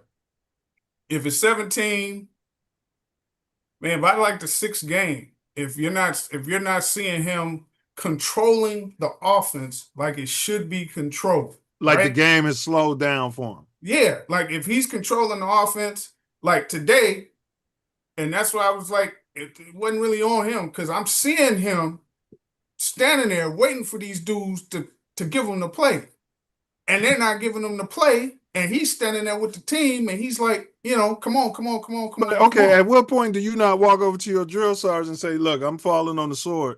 You know what I'm saying? All due respect, sir. I need y'all to get these plays in here faster, or I'm just going to keep burning like something. So I think he's on the case because I can see him and Ben Johnson occasionally like, man, what's up? What's going on? And so I can see him getting to that point with Ben Johnson, but a lot of this shit though is on Ben Johnson, man. I'm telling you, this motherfucker, $13 million coach. He might just be a great offensive coordinator who can't handle the responsibilities of a head coach as well. So hold on. We 2 games in. We 2 games in, and you already chalked this up the hill, but we got to continue to put up with Caleb's bullshit. I'm talking about mistakes. I like this guy. I'm talking about mistakes that I'm seeing right now. We seen it in game 1. We seen it in game 2. Not getting the plays in, not coming quick enough. This shit is just 2 games. But you talking I've about what seen we him. see Caleb I've seen doing him wrong. draw plays where people are wide open, and then the quarterback ain't getting them the ball too. I seen some plays, but when I went through the film breakdown from the past week, it wasn't like we thought. There wasn't like people super wide open on all of them plays. Penalties are on the head coach. So what I expect to see some people on both sides. Like sometimes you gotta like make a message. I'm gonna sit down one of my better players to send a message. You can always start him in 2 weeks down the road, but after game 6, I don't mind him if he's not I showing. don't mean Caleb necessarily. I'm saying not necessarily him. the offensive lineman. I don't care what their status is. What did they do to Bryce Young? Around. What did they do to Bryce Young last year? I want that big him. African in there at left tackle, Karam Ambajaji, who wasn't active today. Look, Braxton, thanks for your service. You still getting over your injury. I like it and all. I'm moving him. I'm getting that rookie Trapillo. I'm putting him at right tackle. That's who coming out there next week against Dallas. And it's going to send a message through that damn locker room. I'm not playing. Who's ever hungry? I seen the Chiefs game today. They assigned a free agent left guard or left tackle for like $30 million for a couple of years. The rookie beat him out. He ain't starting. He ain't starting. They said no. The rookie beat him out because the guy got hurt on the play, and so this free agent guy came in, the left tackle. The free agent probably left ain't tackle gonna re-sign Braxton anyway. So you know what I mean. Like he's gone. You're right. We're just wasting time. So let me ask you this: when the last 3 minutes of the game, did we see the way Tyson Bilbo Bagent? Is that what you call? Yeah, yeah. He wants a ring. You know what I mean? We seen the way that the offense looked like they responded. Am I seeing? We seeing the same thing? That's on them because I cut it off. I told them the same thing. I said he looked like he was in they control. Responded because they know that he's the better quarterback. They know that he's more about ball. He's not about his NIL money. He's not about his Marlin contract. That stuff matters in a football locker room. No, he got his money, but he's hungry. But I also saw that they ratcheted down the offense. They were just running the ball. They were just putting some stuff on film. But if they rallying around him, that's got to mean something as a coach. It don't matter what the play was called. Right. He's saying they was rallying. They look more lively. You saying that line was flying off the line? The holes was open. Sacked. They didn't get with a lot of pressure. That could be the cadence. That could be all. It could be him. It could be his reading the defense and putting them in a better position. Because dude is giving them 3 plays. The offense coordinator is giving them 3 plays. I don't know if Caleb is processing all that the way Tyson he ain't processing. He just lets. Yeah, he's counting on his ability. Bilbo from the preseason looks like he's in control of that offense. Total control. Total control. Doesn't look like he's afraid. Don't look scared. Looks confident. None of that. So I don't have no problem. They get like the week 6. If don't look like there's no control, whether it's on Caleb or the coach. I'm not mad at y'all, man, but bench him for a couple of games like they did Bryce Young in Carolina, and you see how he done somewhat resurrected himself. Yeah, sometimes you sit them down and they get to see it, and then they somebody realize the else's privilege it is to have that starting job and don't nobody owe you shit. You know what I mean?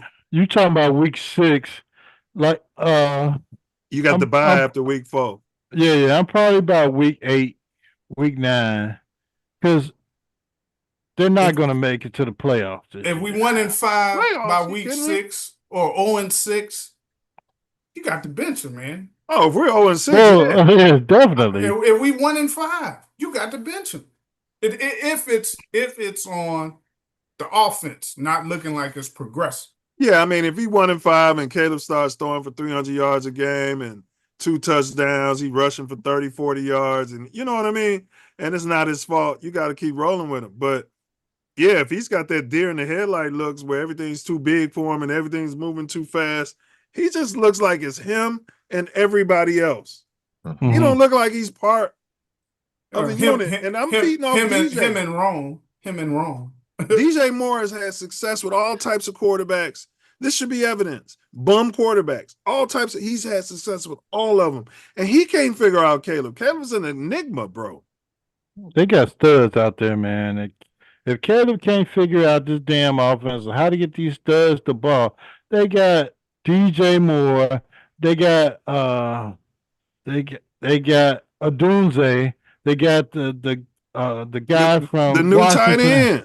They got the tight ends, and they're not getting none of these guys the ball. It's got to be the quarterback. Don't even get no play clock. Yeah, I mean, he don't get no play time. But the other dude, what's his name, Cephas? He gets open too. Yeah, and he misses him. Melon Smasher said Bears top 10 pick tight end, 0 receptions.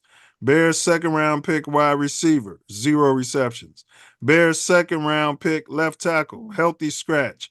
Bears second round pick defensive tackle, healthy scratch. I don't know if that's polls, if that's player development, if that's coaching. I don't know. Clyde said Caleb was throwing dimes, but cats were dropping the ball all over the field. And I do acknowledge that. And Ace, we disagree a little bit. If that ball is hitting your hands and you a professional receiver, you got to catch the ball, bro. For sure. You got to catch the ball, bro. That's your job. It's not going to be perfect every time, but if you a professional receiver, bro, you got to catch the ball, and that's coming from the head coach who created the West Coast offense. Well, what the hell is going on in practice then? Yeah. Well, I look at it like that, though, man. How many times in that first game, let's go back to that first game, Minnesota game, that he didn't hit the receivers in the hands. He's overthrowing receivers, wide open receivers, not seeing receivers. So this time, he finally decided to get the ball to the receivers, and they dropped it. So now, we're going to jump on them. Look, it's got to be consistent. And the problem is it hasn't been consistent. Now, this is going to be a good test for him against the Cowboys. I think the Cowboys suck. I don't know how y'all their defense suck. It sucks. The whole team sucks me, but that's a hate. No, they got offense. They can score. Caleb did have the highest off-target percentage by far of anybody in the league. Not only last season, he was second, but last week he had the highest off-target percentage. Those are supposed to be completions.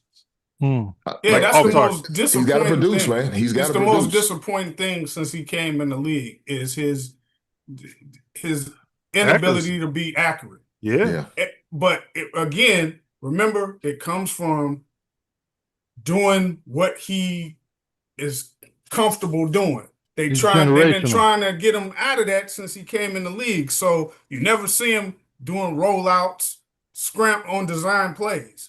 Because he's just looking at Rome. He's staring Rome down. Well, but that's happening when he's in the pocket on regular plays. So I'm saying if occasionally you put him out there in a just a rollout, that's what he likes to do, right? But you never see them calling plays for that because they're so busy trying to get him out of his comfort zone. His head coach said that it was breaking down the offense to the studs. So what he can do well and developing the offense from the studs up to what he needs to do to succeed as a quarterback.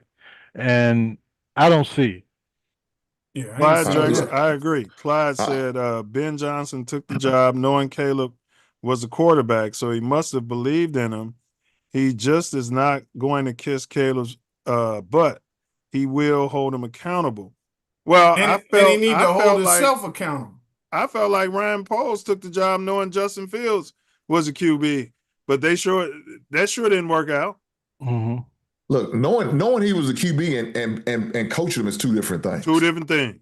I mean, from the outside looking in, he probably was, I think I could coach him up. Once he got, he's like, man, I can't do shit with this dumb ass. Can't even remember the play. Man, come on, man. Right. So now I got to call an audible and figure a way out because he is our first round draft pick. They want to at least get their money's worth.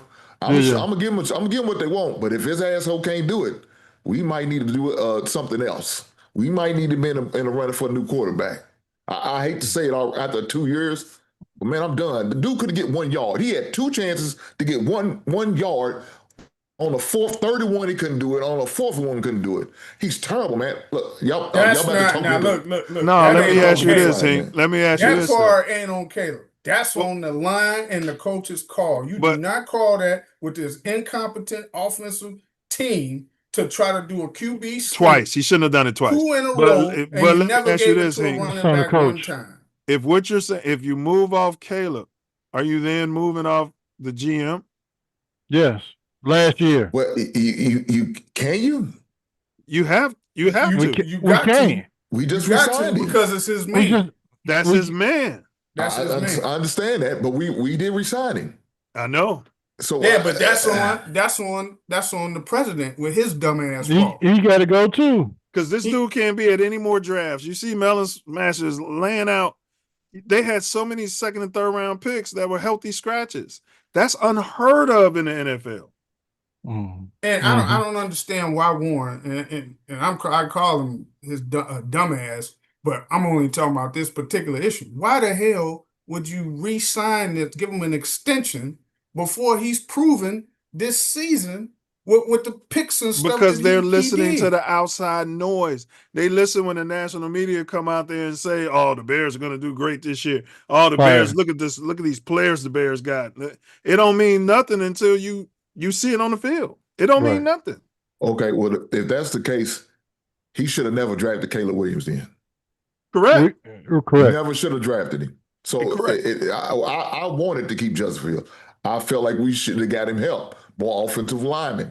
That's what I felt like we should have did in that draft. Traded down with the Washington Commanders, get about 2 first-round picks from them. You probably weren't going to get that much, but you could have traded down. You could have traded down. I don't know. They might have.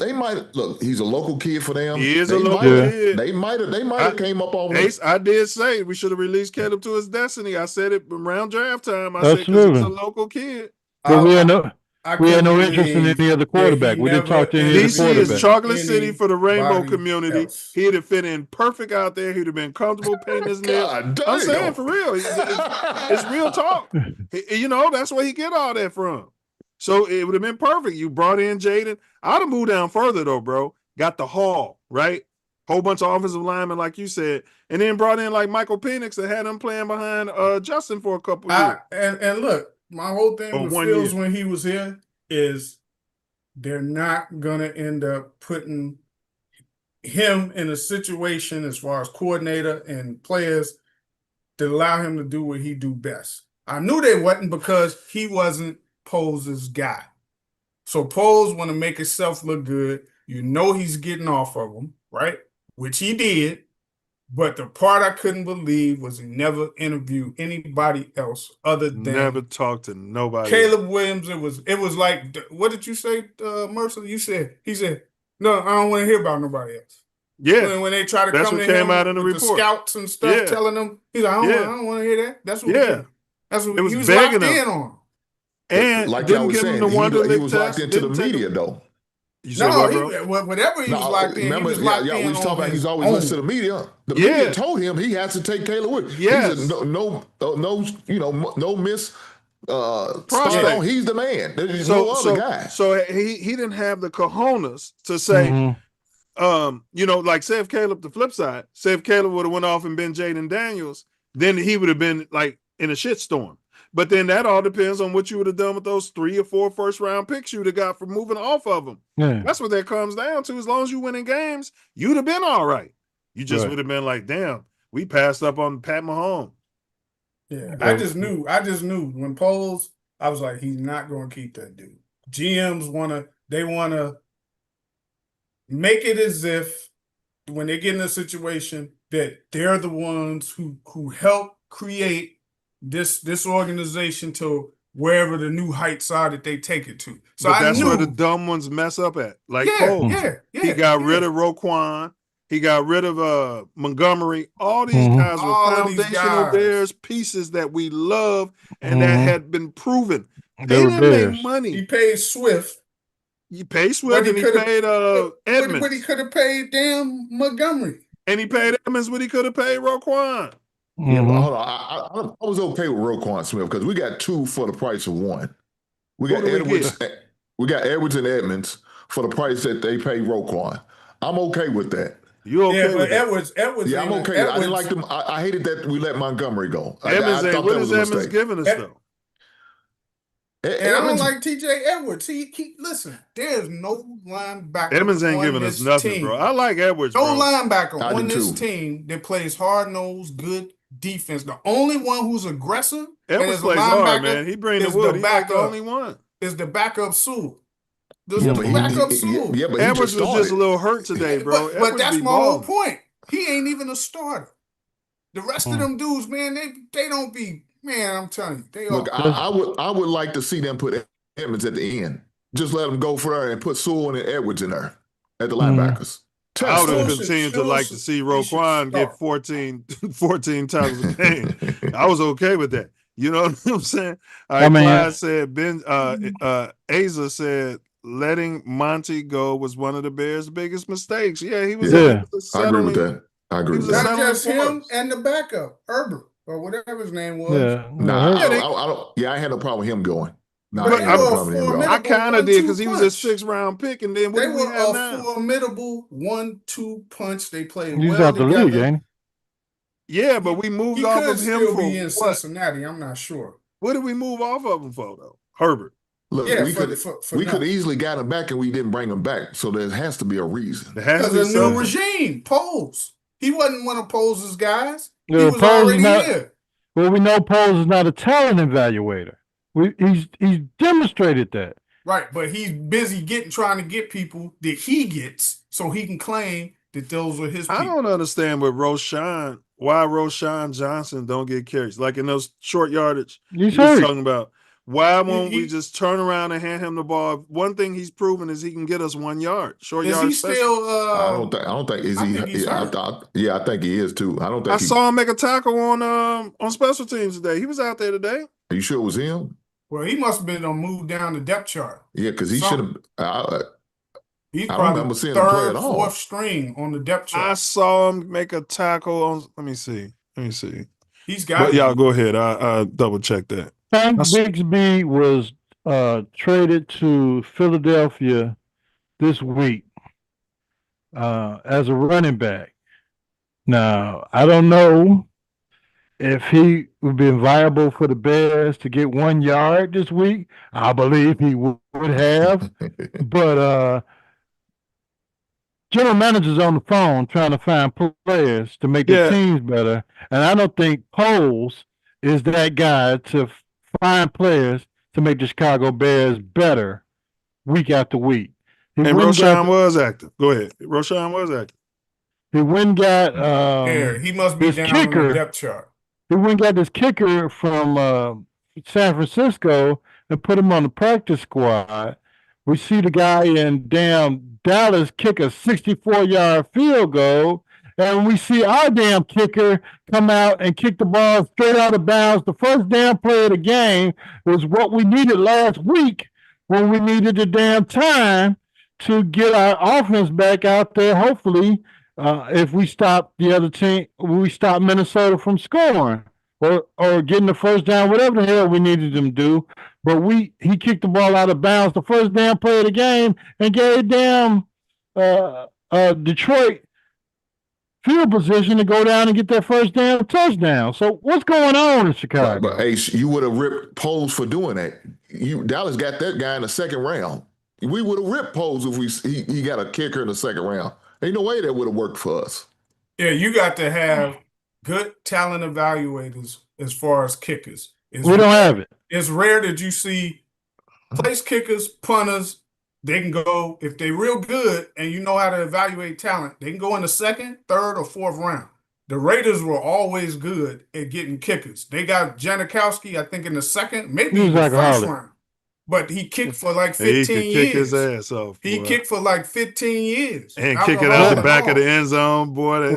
Well, damn, if we can get an alcoholic that can kick the damn ball through the damn Nah, that don't uprights, fit our I'm gonna culture. take Nah, him. I don't think- Foles ain't gonna take Hey, it. we need a 300-pound kicker like Janikowski. Yeah, was. Yeah, the Special Bears, teams the kick, Bears yeah. don't want that. He's not a culture guy. Ray Guy, Good Ray guy. Guy, the Raiders, that punter, Hall of Fame punter, drafted him.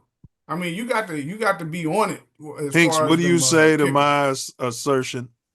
Caleb and DJ are not on an alignment. I don't think DJ likes him, but that's just my opinion.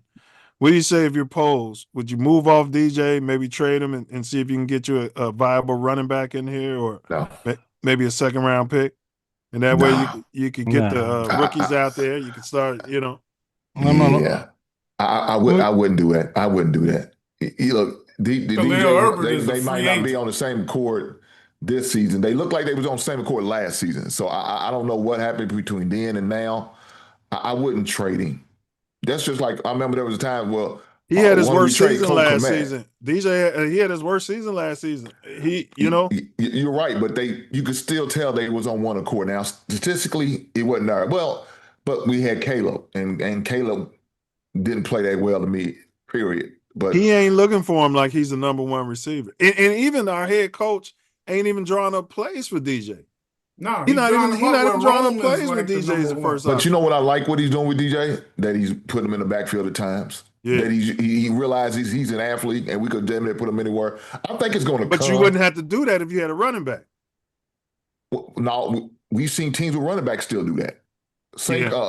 Brown did the same thing. Yeah. Deebo Samuel did the same thing. So that's maybe we've seen that happen. Look, again, I think it's going to go back to Caleb. When Caleb start either figuring it out or get benched or whatever, I think it's going to open up a little bit more. Like I said, I'm watching in the preseason how Bajan is in there moving, and when DJ in there, and they look like they on one accord. I'm trying to figure this out. That's what I'm saying. How does your backup quarterback look like he's on one accord with a starting wide receiver? That don't make sense to me. Saying. So I'm gonna still blame it on Caleb. Now, because DJ balls with every quarterback he's played with, except Caleb. Yeah. Mm-hmm.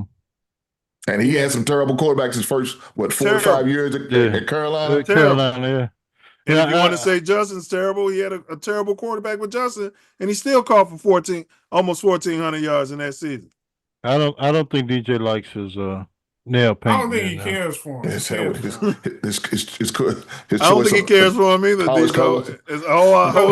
Last year he was giving them all kind of like static and ugly looks and everything. So I don't think he cares for Caleb.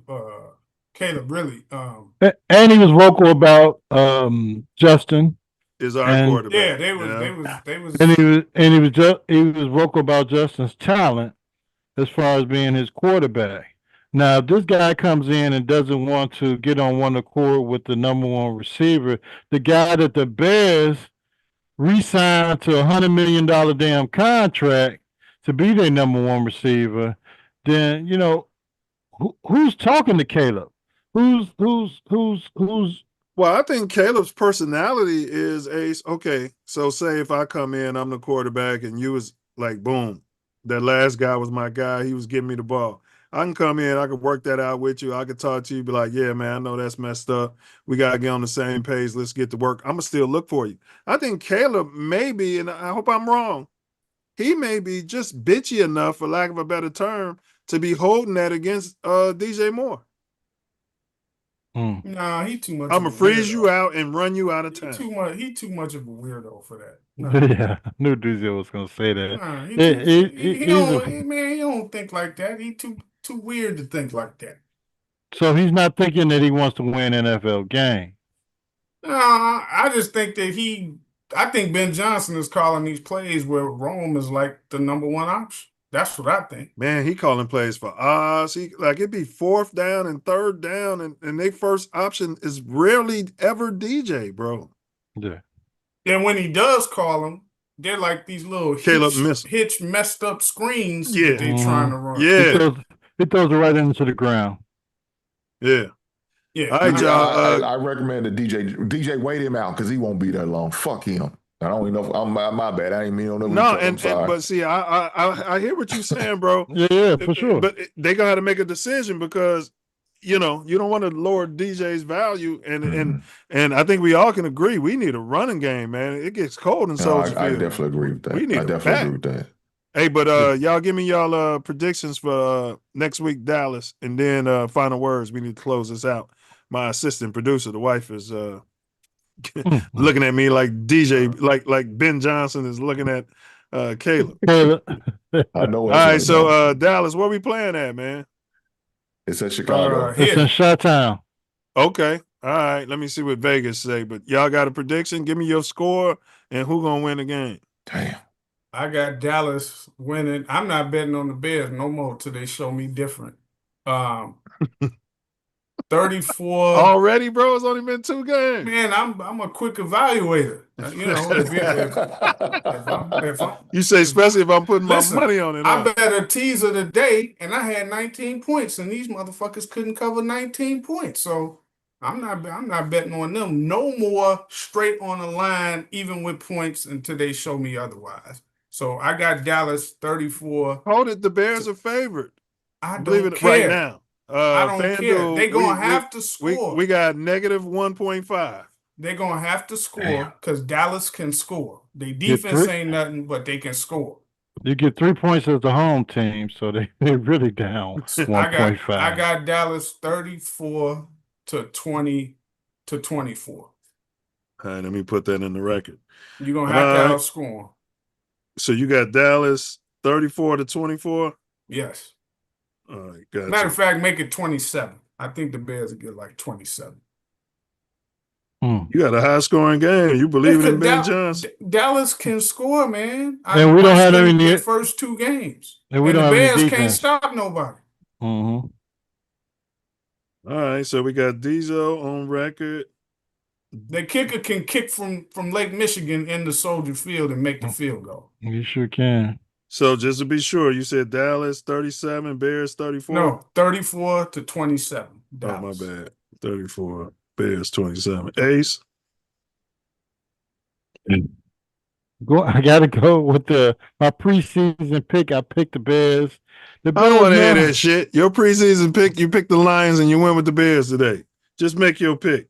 I'm picking the Bears, who normally beat the brakes off the Cowboys in Chicago. I'm going Bears 30, Dallas 27. Whoa, okay. Dallas 27, the Bears 30. How much did they pay for that damn running back? Dallas. The guy from he was in Denver, Williams. He was a free agent. They picked him up, man. Why the Bears couldn't sign? Poles don't know what he's doing.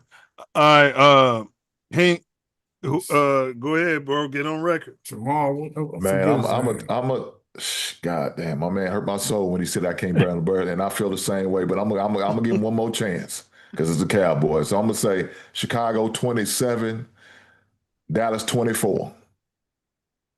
All right, and yeah, I'm bearing down, man. I got Dallas 20. Mm-hmm. And I think your boy Ben Johnson is gonna he's gonna pull something out of his bum, some of them trick plays. And so I'm gonna go with Bears 31, Dallas. Be careful, they're not competent to pull off trick plays, man. Yeah, we ain't seen one in the first 2 damn games. The first play of the game, we snapped it directly to the running back. That's a trick play. That's We had not Caleb no on the trick. side. That ain't no trick play. First play of the game. We only put a generational A trick play quarterback. is a flea flicker, pitching to the back, letting We them opened up throw with it. our They generational can't do quarterback, nothing bro. like They that, wasn't even man. taking a snap. Now look, the running back for the Cowboys that they picked. Look, they signed that dude for $3.5 million, 1-year deal. Javonte Williams. He played for Denver. He came from North Carolina. He hurt his knee in Denver. But the dude is legit, man. He almost ran for 100 yards today. Yeah. Hey, chat, what's y'all Bears prediction for next week? That was against the Giants. A Melon Smasher said we drafted a generational punter over an All-American running back. He's a Irving. bum. He's a generational. He's and a then bum. he did confirm what I said. Roshan was on special teams today. And all I'm saying is I'm not a Roshan guy, but we drafted him. He's been on the team. He runs hard. They talk about in camp. He was getting in fights with camp. I guess he's not a character guy. He was fighting the defense. He's got to be low on the depth chart. That's all it could be. Bro, but he was low on the depth chart last year, but he was our short yard specialist. But the draft happened, so you get more people. So if he's on special teams making tackles, that means that who's our short yard specialist? Caleb over center? Is that what you're telling me? It's supposed to be the dude from the 7th round. Well, he didn't get the ball to. Man, Caleb looked so awkward under center. That's pitiful, man. Didn't he? He had no push. He look awkward under center every time he gets under center. Damn. And our generational punter hasn't looked generational since they drafted him. Well, he did have a couple good kicks today. I give him credit for that. He saved us. Couple. He's generational. Well, he shouldn't be having that many goddamn kicks, though, Ace. That's the problem. Caleb texted him and said, "Don't worry about it. You're never gonna have to punt." And he went public and put that. It was a private text, and he went public and screenshotted that shit. That's what I'm saying about being a leader. As soon as I would have gone in the locker room, I would have slapped the shit out of that generational punt. Choke the hell out of him. Don't you text another motherfucking thing that I send to you. That's between you and I. Right. All right, but they don't roll like that this generation. Aza's got Dallas 31, Bears 27. Wow. Is it that bad? We can't beat Dallas without their generational linebacker? Now, look, I'll tell you this. If Bilbo was starting, you would pick. I'd have the Bears winning. Just Tyson because I know started, you rolling with because that means in the week he's gonna take the first team. He's gonna get all the reps. He's gonna prepare the game for what he's capable of, and he knows that he can control the offense like he likes it. More so, his touchdown celebration should be burpees. Something he like to do burpees. We picked this guy number one, and we picked this guy number one in the draft. He ain't like St. James, Denzel, because Dezo according to you got Tyson Bagent by the he wanted to move off. He wanted to move off Justin Fields. He was one of those guys. So listen. I said if you move off Justin, bring Tyson. I would have gave him Tyson. Just everybody. As far as this offense, from what I've seen, dude runs the offense better. It's smooth sailing. Yeah. What he doesn't have is Caleb's escapability and his freelance ability to complete throws when the shit breaks down. But he don't need it. But I think he's fast enough to move side to side, though, and that's all right. he needs. That's it. Pocket presence. That's all I need. He's got some pocket presence. It's just that Caleb, as weird as he is, he's got a unique ability to escape stuff. If he's getting sacked now, he just getting sacked. But he wouldn't have to escape as much if his pre-snap read was more on point.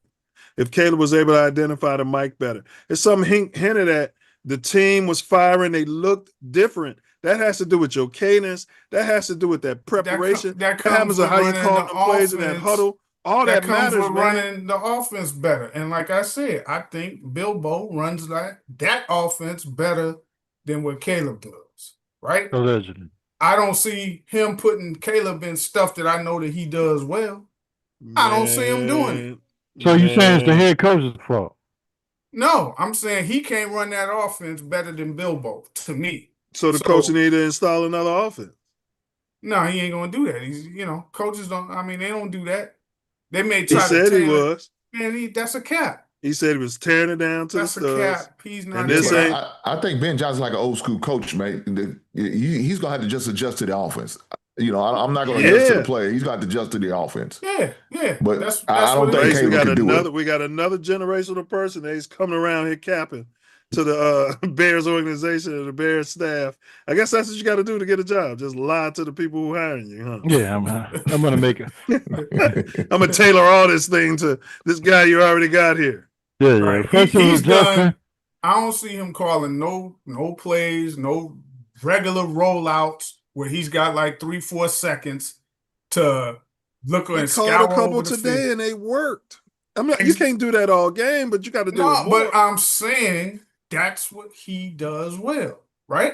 Mm-hmm. So I'd like to see that more often than other stuff that he's calling. If that's who you got back there, if he can't handle it, right? What you gonna do? You're gonna put yourself in a situation where you're gonna be 1-5 or 0-6, and then the shit really gonna hit the fan. Right? This is our captain. He's our generational quarterback. If you can't develop him, cater the offense to him succeeding, what are we doing? That's all I'm asking. Hey, that's on him. That's the coach's. He needs to find out how to figure that out. CG he got to figure that out. CG said, "I blame Poles too. He said, none of our best players are draft picks. Bears got no run game to make it easy for him. We had the best run game in the NFL before Poles came around here and started tinkering with the roster. We were running through teams. That's we moved right. off this guy. We moved off that guy. Mm-hmm.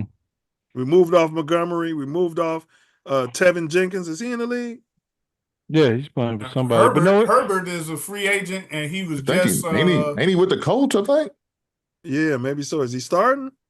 Oh, I don't know. Yeah, I mean, I'm not saying I was a Tevin guy, but man, we ran the hell out of the ball, bro. And Justin was running around there, man. We didn't like none of that, I guess. None of that meant nothing. Herbert was trying out for the Texans this week. He's not signed. Who's that? Khalil Herbert. Yeah, he can't block. He can't block for the quarterback. So when they got back rid to of pass. Yeah. Mm-hmm. Hey, his pass pro is bad. Hank, give us your final words and summary, bro. And you're always welcome to pop up. We appreciate you popping up, bro. No, for sure. I appreciate it. Always good to talk to some brothers out here, man. That seem like they're doing great things, especially when they talk sports. Let me say this as my final thought, man. I like to see black men be successful. So black man, protect yourself at all times. When you got to get on somebody's couch or somebody's Zoom meet, man, you got to protect your mental. Men of a certain age like myself, man, you got to make sure your A1C in order to make sure you get a full physical. Colonoscopy, prostate check, man. Colon cancer is a mother, man. I watched my great-grandfather pass because of it. So, men, take care of yourself, black men. You only get one shot at this thing. I appreciate that for sure. Right Your own final words, bro. Yeah, 100%. Appreciate that, brother. Yeah. Thanks for health, having me. Physical health. Yeah, bro, we do it every Sunday, man.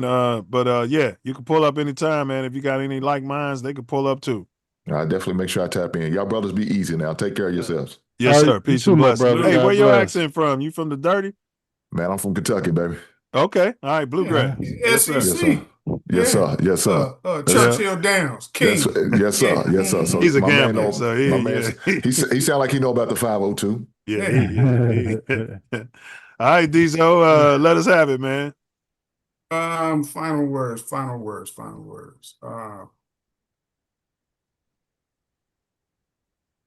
How can I say this?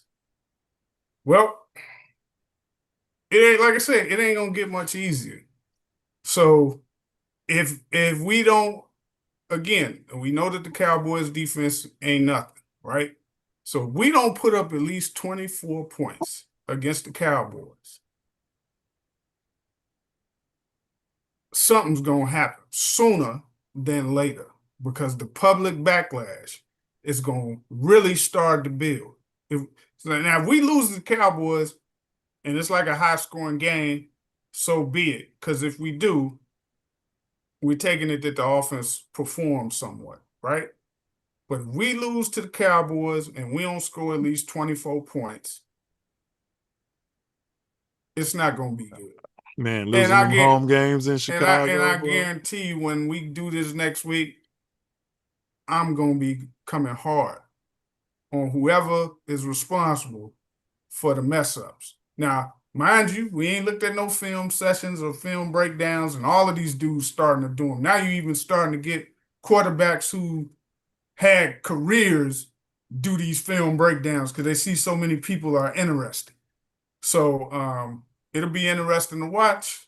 Hopefully we can show something, because we usually play the Cowboys tough. We usually play Detroit tough, but we didn't. We didn't today. So, and whatever you do, don't let the defense off the hook. What that defense did today was atrocious. They give up 50-something points, man. Even if we turn the ball over here, they're giving up points like that, man. That's, oh God, yeah. Well, Dennis Allen's got one of the worst coaching records in the National Football League history. But go ahead, bro. Yeah, I mean, like I said, you want to cater your defense to the personnel that you have. So if you got personnel that play better in zone, you can't be calling man-to-man the whole game. And you definitely can't be blitzing if they're not getting it.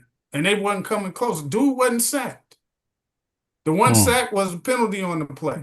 Mm-hmm. So he wasn't sacked the whole game. He sat back there, sightseeing, looking at if he was at Soldier Field, he'd have had time to look at the skyline and take pictures, all of that stuff. So, yeah, I'm looking forward to it for next week, and hopefully we show and do better. Yeah, and it's a 3:25 game y'all time. So that means it's probably the nationally televised afternoon game. yeah. So we could probably pop on real quick Cowboys. and do a post-game show.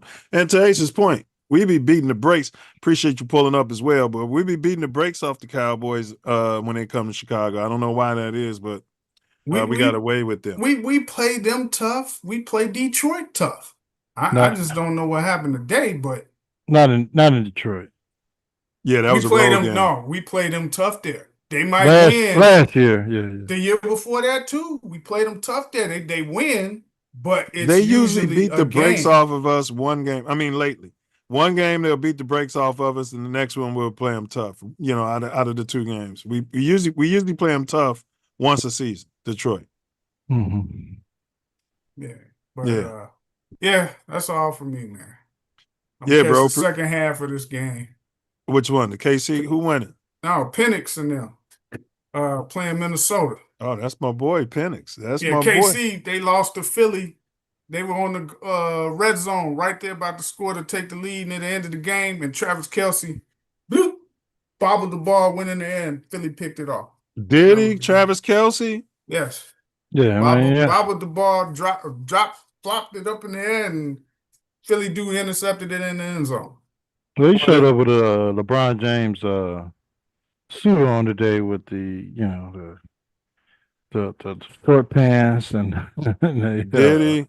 Yeah, he didn't have an outfit on like everything but the Reese purse had at the fight. Hey, they crowned JJ McCarthy. I'm looking at this. They crowned him at the one quarter of football against the Bears. Boy, they crowned him all week. Man, I'm like, crowned him. Yeah, we'll see. Premature. Yeah, we'll see. Premature. He's thrown for what?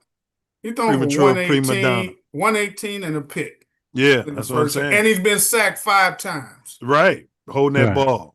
Premature, prima donna. He don't know what he look like. Looking at it. He ain't processing. But they not running that narrative. I guarantee you that narrative ain't been. Yeah, I mean the team is they're gonna cut off their run today and make him win the game. So we'll see. Right, the narrative, I bet you, when you watch it, remember I said they need to block for McCarthy and this line ain't holding up. That's gonna be the narrative. Yeah, nobody trying to hear that. Get the ball out your hands quick. Get it out your hands quick. Okay, that's what the release is. You got to recognize that, and it's a hot route. You got to throw it real quick. Correct. Caleb can't hit the hot route in the first half. Well, at least you're gonna have an incompletion instead of the sack, right? Mm-hmm. And in the same game, they're gonna be talking about Penix has got to get rid of the ball, bro. They just do it. They just spit right in your face, bro. They run those dual narratives right there. You be like, damn. They hate the copper coated quarterbacks. All right, Diesel, man, enjoy the game, bro. All right, y'all. Peace and blessings. All right, Big Ace, go ahead, man. Go ahead and give us your final words, my brother. Yeah, my final words is just that the Bears need to figure out what their identity is as a football team. In preseason, in the beginning of the year, I stated that they have to learn how to win football games as an NFL team, and that we've seen throughout the first 2 games that they haven't figured out how to win NFL football games. And if that's on the coach, if that's on the offensive coach, the defensive coach, which we saw today, and the team, they got to figure out a way to win NFL football games. Just showing up with your generational quarterback and your plays and whatever you think you're going to do to win a game, especially a division. They started out the season with 2 damn division games. We came out there cocky, arrogant, thinking we can run 4th down plays and we can do whatever we wanted to do on 4th down against division games. instead of trying to figure out how to win the NFL games, that's what happened. We lost. We came out here against Minnesota at home on national television, couldn't figure out how to stop the run when it came to stopping the run and winning the NFL game in our division. But So I now, will say the refs got a game ball. The refs got a game ball in that damn game, and they got a game ball in this game too. But go ahead. yeah, yeah. I mean, that's every week. If you're not preparing your team to to the stuff that we face weekly as Bears fans and as playing in the NFL NFC North, then you're not telling your team what it takes to win a game. And we went to damn Detroit and got the brakes beat off of us in the NFL North NFC North division game, and we weren't prepared. We weren't prepared defensively. They went down the field in the first game, the first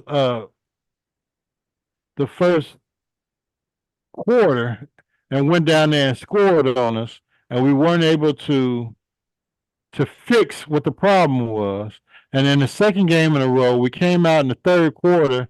We had no idea what we were doing to make adjustments and changes to win the damn game. So we came out in the third quarter, and of course we couldn't score. We came out and went 3-and-out the second game in a row against a division opponent, and it led to us being blown out in the second half of the damn game. So besides the NFL refs giving us the business for 2 weeks in a row, we didn't come with the adjustments to win the damn game or figure out what we needed to do to matriculate the ball down the field against the Detroit Lions. And we knew when we came there that they were there to beat us as an NFC North opponent. So we weren't prepared. And if it takes to game 5, 6, 7 to figure out what it takes to win an NFL game, then we gotta figure it out. Now, Coach Shiny Toy, Coach new guy that knows everything about offensive football. You're talking about the hot, sexy name, Coach? Hot, sexy coach. Coach BJ. BJ Yeah. is a sexy name. Whatever we need to do to figure out our coaching staff, our offensive game plan, and definitely our defensive game plan, we got to get it done next week against the Cowboys. I'm going to be out of town, out of the country actually next week. So I might not be able to join in. But come on, Bears. You got to figure out what you're going to do to matriculate the ball to win against the Dallas Cowboys that's coming to your home field to beat you. And if we can't do it, whether it's bringing in some poor, stupid guy off the damn practice squad, whether it's bringing the kicker off the practice squad to kick the ball out of the end zone, whatever the hell we need to do, the Bears need to figure out something. They need to be prepared. One, they need to be prepared for the game. They need to be prepared to play some damn defense. They need to be prepared to win an NFL football game. And they haven't showed us that in the first 2 games. So hopefully we can get that done in practice during this week and be prepared next week for the Dallas Cowboys. I picked the Bears to win the game, and hopefully they can get it done to beat the Dallas Cowboys next week. But we'll see. We'll see. I'm still being patient as a Bears fan, being patient as a team with a new head coach. And it was a short week of preparation too, you know? Yeah. New offensive coordinator, new defensive coordinator, what it takes to win a game. So hopefully the Bears are doing what it takes to put themselves in a position to win a game next week against the Dallas Cowboys. That's my final word. Bear down. Can we get an FGB out of you, fella? Damn it, FGB. I know that they're playing well right now. My gosh. FGB. I don't want to hear this crap. I certainly hate it, but FGB to the highest level of F-ivity. The Chicago Bears, do they need to come to O Block and figure out what the hell's going on in the city of Chicago before they win it down? Parkway Gardens. They need to go 63rd, 55th, double nickel. But are you saying, because it has been 2 weeks of piss poor halftime adjustments, I think Coach BJ may need to just take the ball because they look good on our first drives. We may need to start just taking the ball instead of deferring and punching first, because it's like we be on the ropes all damn game. Yeah. Well, we definitely were there today. You put your big bad defense out there, and they weren't they weren't the monsters of the midway. We brought our players back prematurely, and they unfortunately got hurt during this game with their hammies and soft tissue injuries. And Bears, bear down. That's all I can say. If these guys, man, I forgot Jalen Johnson ain't playing. I might have to change my predictions. But go ahead, bro. If these guys aren't Bears, if they're not ready to play, don't put them out there. Put guys that's out there that's willing to play. If they're coming out the practice squad, if they come out of Kmart or whatever, insurance salesmen, whatever the hell they doing, get some guys out there that want to win some damn football games, and whatever it takes to mentally prepare them this week to win a football game is against the Dallas Cowboys. That's what the Bears need to do, and that's my final words. Hopefully the Bears are listening like they should be listening to Mouthpiece Included. Come out there, baby, and let's win some football. Let's play some winning football. Let's play some smart football. Let's eliminate all these damn mistakes, all these false starts, holding penalties. Let's get in the officials' ass, I guess, before the game, during the game, middle of the game, and the end of the game to get us a victory here in Chicago, and we'll go on from there. Bear down. Your final words is like a preacher. And I'm going to wrap this up with just one more verse. And we wrapping it up. And the Lord said, and praise the saints. God bless the Bears. It'll be 2 hours later. This motherfucker still wrapping it up like, and the Bears, and we're gonna get one more collection played out there. Let's get. Can I get another number from the choir? I'm like, is the preacher drunk? What the fuck? we need another collection. Hopefully, hey, the Bears will win. But big ups, and great final words, bro. Big ups to all the preachers too. And shout out to Diesel and Hank, man. Where you traveling to? Stopping in. Out of the country to the Caribbean. Oh, okay. And, the Caribbean. What do you got? Yeah. Smell your farts? It was Caribbean when I was growing up. Man, damn it. There's a Caribbean, whatever the hell you want to call it. My cousins are in the Caribbean. So, God bless. That's going to be fun. You taking some hooch? Is that legal? I don't think it's legal, but I'll see what I can sneak over. It looks like water. Matriculate over into their country, but yeah. All right, fella. FGB, I agree, and bear down. FGB and bear down. Let's go Bears. And that's a wrap on this week's ride through the collision of power and play. We've unpacked the hottest headlines shaking up our world and delivered a full breakdown of those dastardly Lions versus our Bears showdown today, the debacle in Detroit.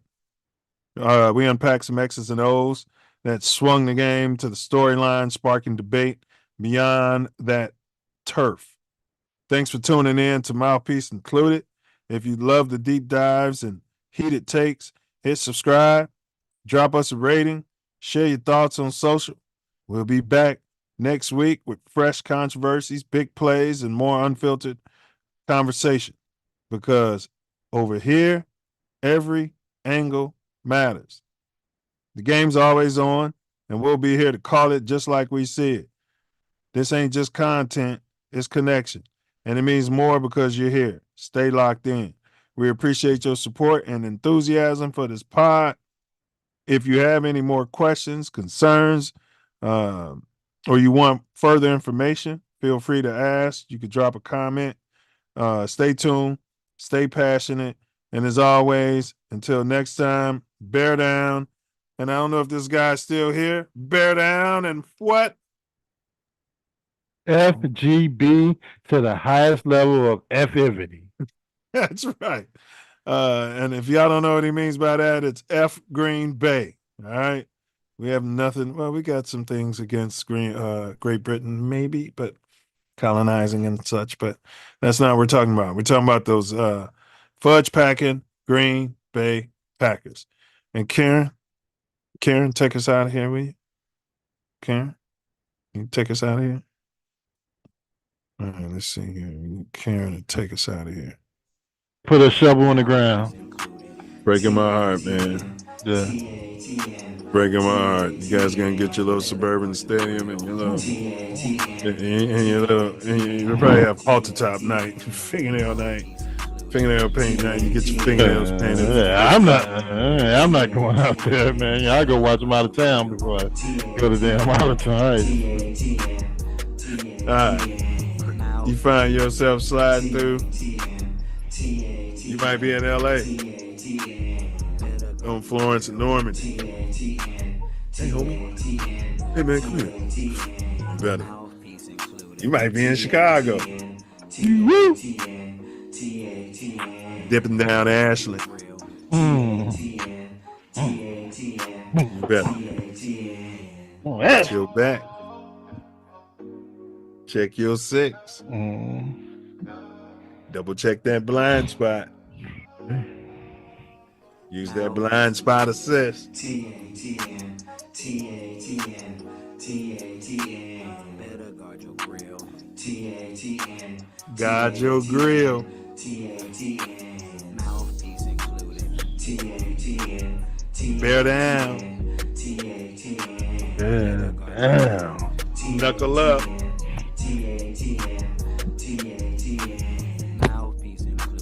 And don't forget it, baby. And don't forget to. Whatever you do, don't forget it. Like, share, subscribe. Hey, Butterfly. Forget to bring your mouthpiece. For sure. Don't forget it. TATN.